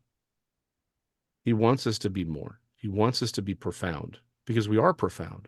We are immortal beings. We are supernatural beings. We're not just this. We are more than that. Well, does that mean we have a higher responsibility then to try to be within this universe that may be a lot more weird than we want it to be? Oftentimes the problems that we have is because we want things to be simple. We don't want to live up to our actual potential. That's the fear that I have, is that I know for a fact I haven't lived up to my potential. I don't think any of us have. I think God's like, do y'all understood? It's like, I think he's up there every day going, why don't you just do you better than you've ever done it before? You're smarter and braver and more powerful than you realize. If you would just stand up and do it, you'd fix all these things. We are afraid of our own power and our own inborn divine spark that he gave to every human being, because we are made in his likeness. But even that's an act of faith. People have changed the world because of that divine spark. They've made the world better for everyone because of that divine spark. And there's so few of us who are willing to do it, but them making those decisions to save slavery, or to save slaves, to fight the evils in this world, to give up their lives to save children from malaria. Those things were acts of faith, and they have paid off pretty well. So yeah, it's an act of faith. You gave me a lot to think about tonight, man. A lot of interesting, lot of interesting thoughts. And you're right. Sometimes people are afraid and don't live up to their full potential. I think there's only a handful of people out there who lived up to their full potential. But as someone said, behind your biggest fears lies your biggest potential. So, Yes. and I try to live by that. It's not always easy. But Nothing ever worth it is. yes, that's true. I think we should come to an end because we're, yeah, reached the Yeah, it's 3 hour probably mark. midnight where you are. So Yeah, yeah. it's 5 minutes to midnight. But I can let you go without telling me the story that we wanted to open the show with. I'll tell it real quick. And by Yeah, the way, the story is in Metroplex Monsters, Dallas Demons, Fort Worth Goatmen, and Other Terrors of the Trinity yeah. River. Available wherever fine books and I will put links in the description, guys. yeah, there you go. But I'll give you the real quick version of it. 1992, I'm fishing in a creek in with a friend of mine. Again, I grew up just south of Dallas, right? This is the creek's very, very deep, right? Because all of North Texas sits on a limestone slab. And so the larger creeks they cut real deep into it, and really the tall trees and brush really are only around the creeks because that's where the water is. Again, it's North Texas. Water doesn't exist here naturally. Um, but again, we were packing up. It's about 11 o'clock. He was already up the embankment on the other side of the trees. I heard this call that I've never heard before. Again, child of the 80s. We spent all of our times outside. So I'm thinking, well, what the heck is this sound? Right? I haven't, it was clearly like an animal, but I was like, what the heck is this? I had already packed up my stuff. I was just up the sort of the embankment. I had just made it into the tree line. I poked my head out, and at first I see what I think is the biggest blue heron I've ever seen in my life. Because remember, this creek is like 15 feet in below before ground below ground level. So I'm about halfway up, and this thing comes around, and again, it looks like a blue heron to me, right? It's because it's Payne's gray, which is a bluish gray. I think I see its legs sticking out behind it, and it sort of has that look of a heron, right? Until it gets right in front of me. So I'm in the straightaway. So again, the creek kind of snakes through several cities and attaches to the Trinity River. But I'm like halfway in the middle of this little straightaway, and it gets right in front of my face. Its right wingtip is like 5 feet from me. That's how close this thing was. And it's at that moment I realize what I am seeing doesn't have feathers. And what I thought was the legs sticking out behind it was actually a tail with a flange on the end of it. And I watch it as it flies through and then just banks and turns to follow the creek and disappears. And that's it. So here's the thing. I didn't believe me. It's like I didn't believe my own sighting. I tried to write it off for years. Let me tell you how crazy this is. I think it was like another year or two later, I heard about the Texas pterosaurs that had been seen in the 70s, but that was so far south of me. Again, Texas is really, really big. Um, I was like, well, that's the Rio Grande Valley. That has nothing to do with us. That's too far away for these sightings. I had even written a booklet like way, way later proving that trying to show through art history that these ramphoractoid pterosaurs, because again, most people think of a pteranodon, right? The ones with the crest and no tail. There was a smaller subspecies that were called ramphoractoids. They typically did not have crests that we know of. They had teeth. They did not have bills or beaks the way a pteranodon does, and they had long tails with flanges on the end. I used art history to show that these ramphoractoids have been around and are the origin for like the wyvern, right, in heraldic art. I'm not kidding when I say this. I'm going to pull this up. Where'd it go? I had known Ken Gerhardt, the man who literally wrote Big Bird, the story of pterosaur, the story of modern sightings of flying monsters. This is about pterosaurs in the state of Texas. He has a ramphoractoid pterosaur on the cover I knew this man for years before I told him my story because I still didn't believe me. So again, I ain't the brightest. I am clearly not the brightest bulb in the drawer here. But long story short, I came to find out there were other people who had seen the same thing here in North Texas and southern Oklahoma. And that sort of set me on my more public quest of cryptozoology and Forteana. And I'd been in the field, I'd been in the realm for a while. Like I said, I'd done some other work. Mostly it was all artwork, but I mean, I've been around for a long time. And then it was really once I understood that, yeah, I'm not the only one who's seen this thing. And I did actually see it. It isn't some sort of thing that came up in my head. Um, that I embarked on my more public life as this. I didn't want to be the crazy person who saw a pterosaur, right? I want to draw comics and, raise my kids. I don't care. I don't want to be that guy. But I ultimately got put in this situation and I'm like, well, I better deal with this and I need to address this. There are living dinosaurs. There are, again, I know people, there's a keyboard warrior out there going, pterosaurs aren't dinosaurs. They're not dinosaurs. They're flying reptiles. So but we call them, most people associate them with dinosaurs, right? Mhm. A pterosaur is not a dinosaur. It is a flying reptile, but they are associated with it. However, that's not the only living dinosaur that seems to be kicking around, right? We got Mokilium Bembe, and then there's another one that looks like a ceratopsian whose name I cannot pronounce to save my life. Um, but yeah, we have living dinosaurs. And I realized I had a perspective because of what I had been through. It was amazing. Once I came out and said, okay, this is what I saw. I'm going to work on a book on the things here in North Texas. Cause my problem was I couldn't believe that it happened here. I couldn't believe me because I thought, well, certainly someone would have told me if there were living pterosaurs. Well, no, because like me, nobody wants to be the crazy guy who saw the living dinosaur. That's it.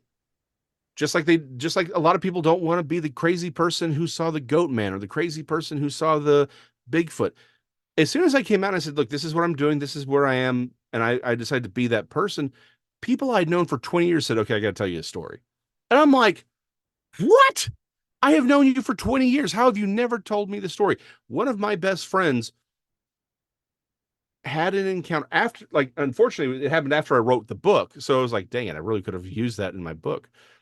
But it took him weeks to tell me what happened, like a week before I finished writing my book, because he had an encounter. I think probably is the same or a similar creature, not too far from where I had my encounter. But he's like, he doesn't believe he saw it, but he's like, I don't know what it was. He's like, all I know is I saw this thing at this place, and this is what it looked like. But he's like, I don't buy that it was. He's like, I can't believe it was a pterosaur because I can't believe that they're still alive. Right? It's I mean, so many people came out and said, yeah, I've had these encounters and I don't know what to do with them because we don't talk about them, right? Because we don't have, because our modern vocabulary says, nope, these things are extinct. They've been extinct for 65 million years. We have no real evidence that that it was actually 65 million years, but we're going to say it was, right?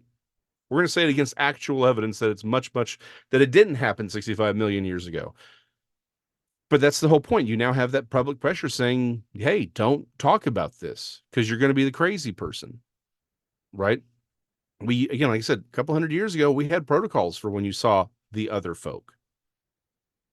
You knew not to mess with them. Now we go looking for them. So yeah, that's why I'm here. That's how I got here. I saw something I shouldn't have. But yeah, that was a good question at the end. Who's looking for them? So there must be a population if they're there. How can they hide I That's a great question. Like I said, 30 seconds away from any given day saying it's all supernatural, right? yeah. Um, but I'll say it this way. The thing I figured out about these is everyone who saw them, every single one here in North Texas and Southern Oklahoma, everyone that I've talked to that has seen them in this area, and that goes out towards Crosbyton and deep West Texas, right? They all said, when they got a good look at them, they all said the same thing. I thought it was a heron. I thought it was a crane. I thought pelican. I got one who said I thought it was an owl. That's because it happened at night and it was big. Again, everyone assumes it's a different thing because it looks like it's because the way it flies. Let me see if I can pull up an image, an image I drew real quick. If I can find it quickly enough. Oh, so you drew a picture of it. Oh yeah, Oh, yeah. I interesting. illustrated the book. Yeah. Where is it hiding? It's terrible. I never remember where things are in my own book. Here we are. I don't know if this will show up well on the camera. Oh, yeah, we can see it. Okay. So you see how it kind of, let me raise it up there. Okay. Um, so they do an S curve, when a heron or a crane flies, sometimes they'll like sit the back of their head on their shoulders, Hmm. right? To make sure they do an S curve thing like that. They, as near as I can tell, this is very common for them when they're flying. I think the ones here in North Texas just aren't big enough to really stand out to most people, right? And they when they fly, they look like they look like a something that they've seen their entire lives, right? They just look like the overall outline is like a crane. Like I said, that's what I thought I was looking at. Their legs stick out behind them. And if you're so busy on these things, right, on the phone, Yeah.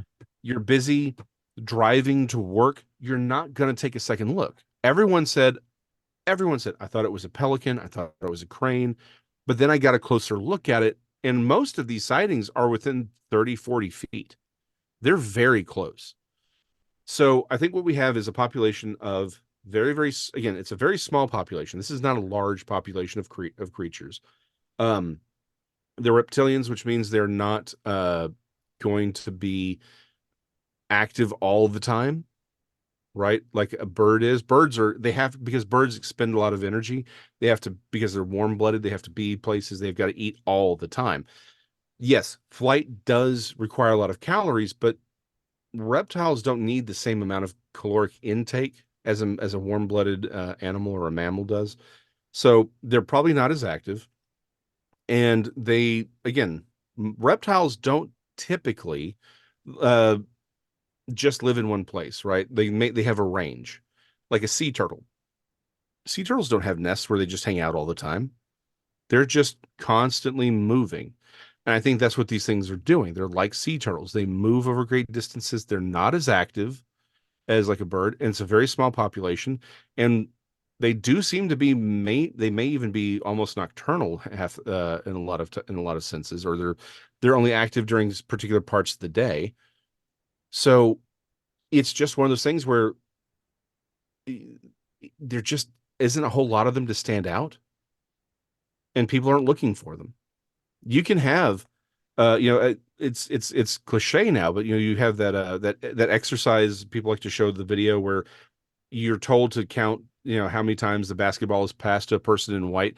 And while this video is going on, a dude in a gorilla suit walks through the group, and no one ever sees the gorilla, right? Because you're watching for one thing. Most people aren't looking for these things. I have lived in North Texas essentially my entire life, except for a few years when I was in East Texas. I've never seen a painted bunting. They're very common birds. Yeah. I have seen birds that aren't supposed to be here, but I've never seen a painted bunting. Gray foxes live here. I've only seen one, and that only happened a few years ago. I've never seen a coral snake, and they're indigenous to this area. There's the simple fact of the matter is there are things that are common that we just don't run across. There are people who will swear I hear all the time. It's like, oh, I've hunted these woods all the time, and there's no such thing as weasels or minks or whatever. No, but they are indigenous.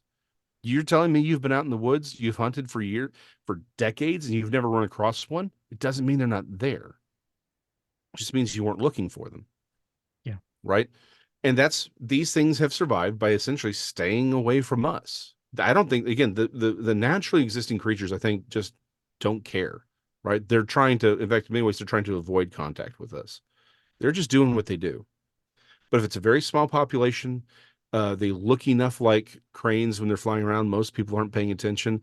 And then when people do see them, they shut up about it because they don't want to be the crazy person. Yeah. I can relate. I can relate a little bit. So there was more sightings in Texas. That's interesting. So can you maybe an estimate guess how many sightings in what time span Has there Oh, been geez. like a lot or? So, um, me personally, the people I have spoken with, I have like about a dozen over a 20-year period.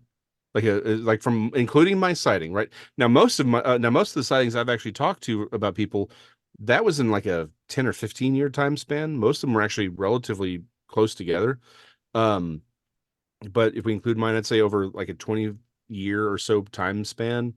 Uh, although I just realized it's now 2024, so we're getting over a 20-year time span. I've got like about a dozen sightings. Um, and now You. a couple of those are I'm not including are older and they're further out west. But I've got several out west. If we include sightings that I can't confirm are pterosaurs, meaning I can't tell you how, I honestly have no idea how many sightings I've got where people can't really identify it because it's at night, but it's just really, really big. And they're like, I don't know what this thing was, but it was a big bird. That's literally what they call it, right? But they're like, I don't know that it was even a bird. It just had wings.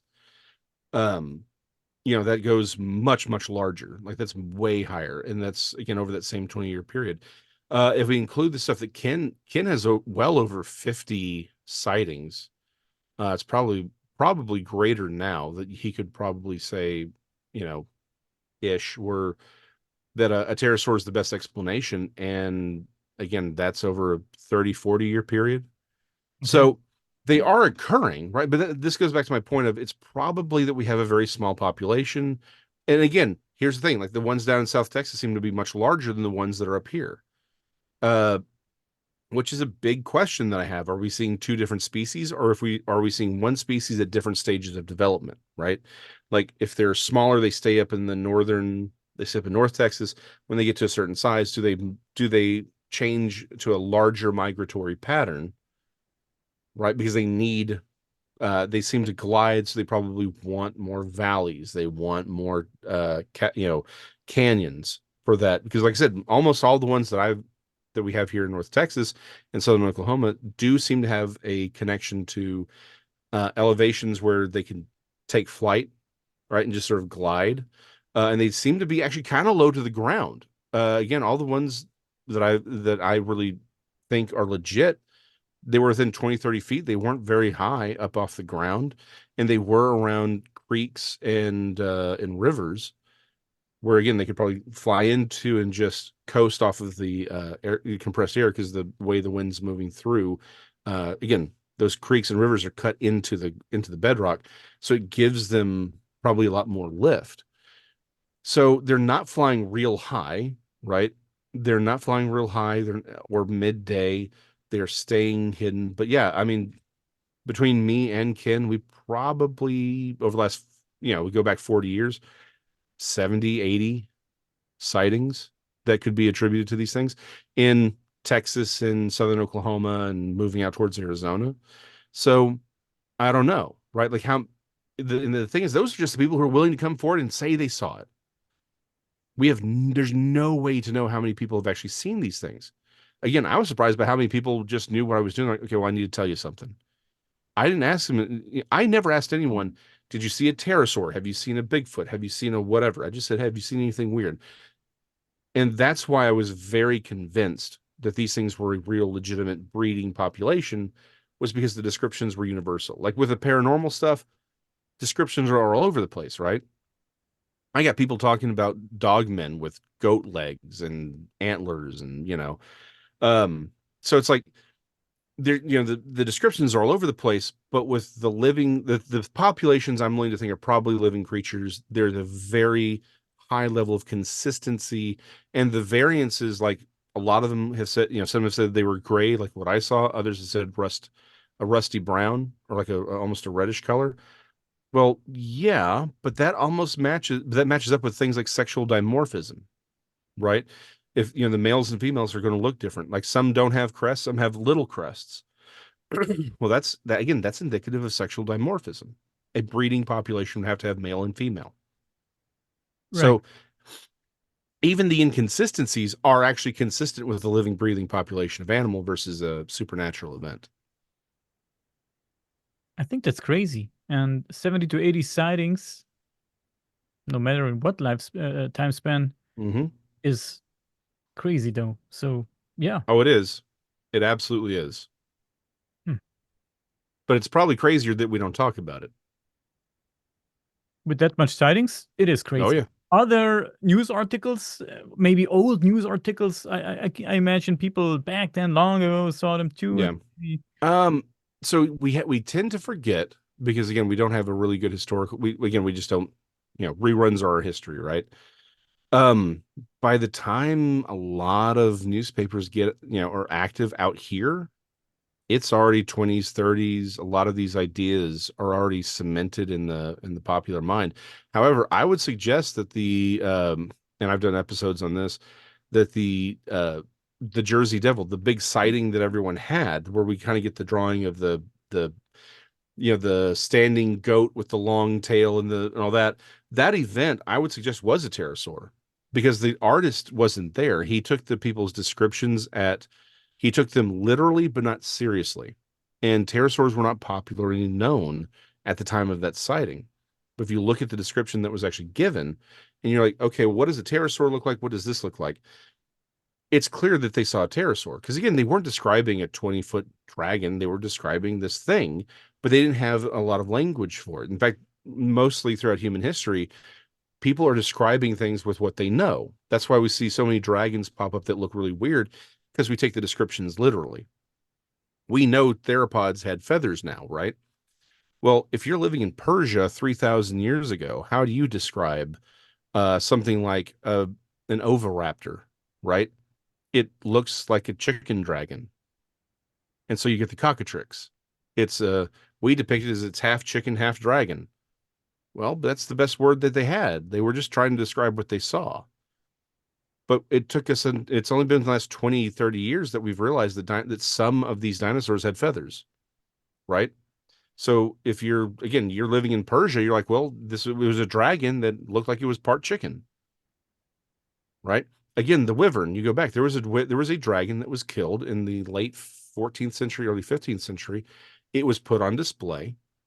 It's after that event that the heraldic imagery for the wyvern changes to include that little flange on the end of the tail.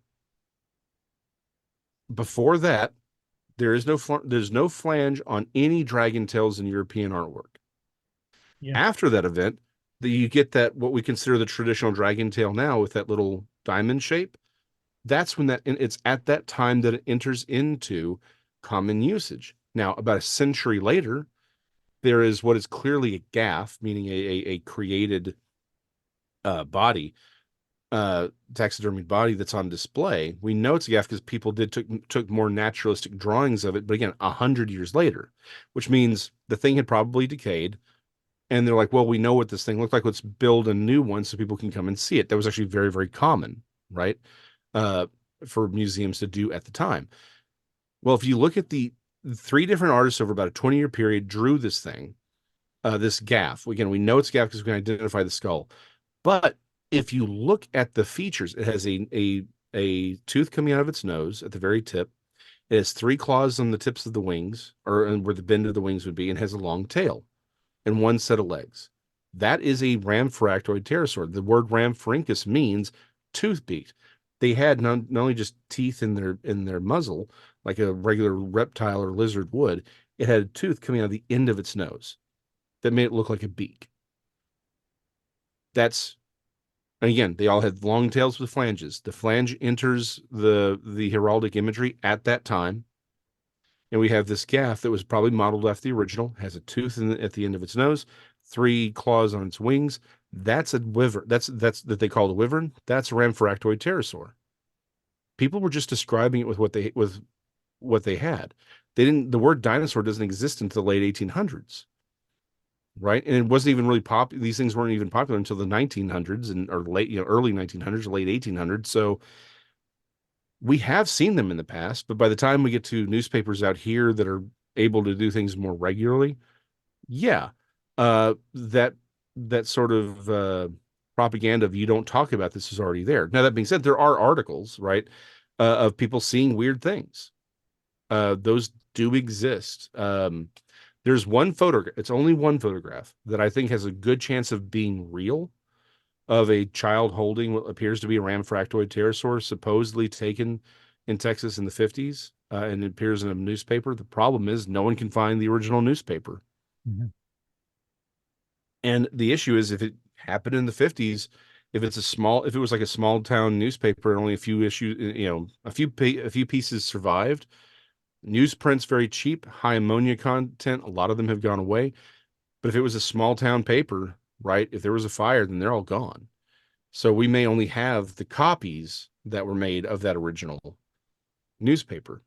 So yeah, are there stories? There are, but not a lot, for a number of reasons. But the thing is, you do look, yeah, there's reason to think they've been seen for a very long time. I think we should wrap it up for today. There was a lot. Sounds like a plan. Yep. I could keep on talking for hours, man. Especially about the pterosaurs, because it's very interesting. And I would love to see that picture with the child holding up the pterosaur. I would. I'll see if I can find it. Yeah. Cool. Yeah, maybe I can put a link in the description then. Yeah, I've seen a lot of AI pictures of people holding pterosaurs and so. Yeah. Man, it's crazy times with the AI. You can't trust no picture anymore. It's crazy. This is why I love the old UFO pictures and the old cryptid pictures so Yeah. much. That was made with analog cameras, because Mhm. today, and I think you said it in another podcast. Mhm. If people take pictures with their cell phones, and those cell phones on modern cameras, they are Mhm. programmed to see face, so they have Pareidolia. pareidolia already, yeah, Yeah, it's already baked into the algorithm on these included. things half Yeah, the time. so Yeah. it's looking for faces. It's looking for Mhm. stuff like that, and this is why you can't trust a picture anymore, especially if you use the zoom. And no, Mhm. I don't. Yeah, it's What I unfortunately these are not really cameras, right? Like that's like, it's good for a few things, but it's not really good for what we want it to be. If you want to get out there and do research, you'll need to get a real camera. It can still be a digital camera, but it needs to be a real one. Like, it has a real lens on it. It's, it's an actual camera. But yeah, so I always recommend people do that. So if you want to go out there, you're going to have to drop some cash. Unfortunately, it isn't a cheap thing that we're doing out here. Yeah. So do bear that in mind, sadly. Yeah, bear that in mind. Before I let you slip, I will let people tell people about your YouTube channel. It's called SIRU Papers. Is it the way you Yes. hate? Yeah. Yes, Siru. Yeah, SIRU papers, and there's also Jason McLean questions everything. I have retired from making new content at the moment. But I will have some more books and things coming out in the fall. And sirupapers.com, sirupapers.com is my website, but I recently had to move uh, servers and providers, but I will have it back up here shortly. But yeah, for right now, YouTube, sirupapers.com, or go to sirupapers or Jason McLean questions everything. Okay. And there's the homepage, Jar of Paint. It's also. Yeah, we're going to be redoing a lot of that right now. So we're unfortunately just a lot of things to do. We had some problems with our old server and old providers, so we're Yeah. working on that one. Okay. But well, I will put links in the description, as I said. Okay. Then thank you so much, Jason. That was awesome, and it went in a completely different direction. It's never goes as planned. That's what I learned in 5 years of podcast and 800 episodes in German and English. But Good for you. this is why I love what I do. I really love it. And man, we're 3.5 hours in. That's awesome. And Yeah, you're hitting Joe Rogan numbers there. yeah, yeah, he always has long episodes. But that's interesting. You can talk about so much stuff, and we could keep on talking for 3 hours more, and we would still have a lot of things to talk about. But then I would die. So Yeah, exactly. Yeah, my Texas is trying to kill me right now with all the pollen, so I need to go get some more water. So yeah, it's a good time to call it. I'm also in baby mode right now. I'm hungry. I'm tired, and my back hurts, and I need to piss. So Yeah, there you go. very, very much. And stay with me for 2 more minutes, okay? Yeah, no problem.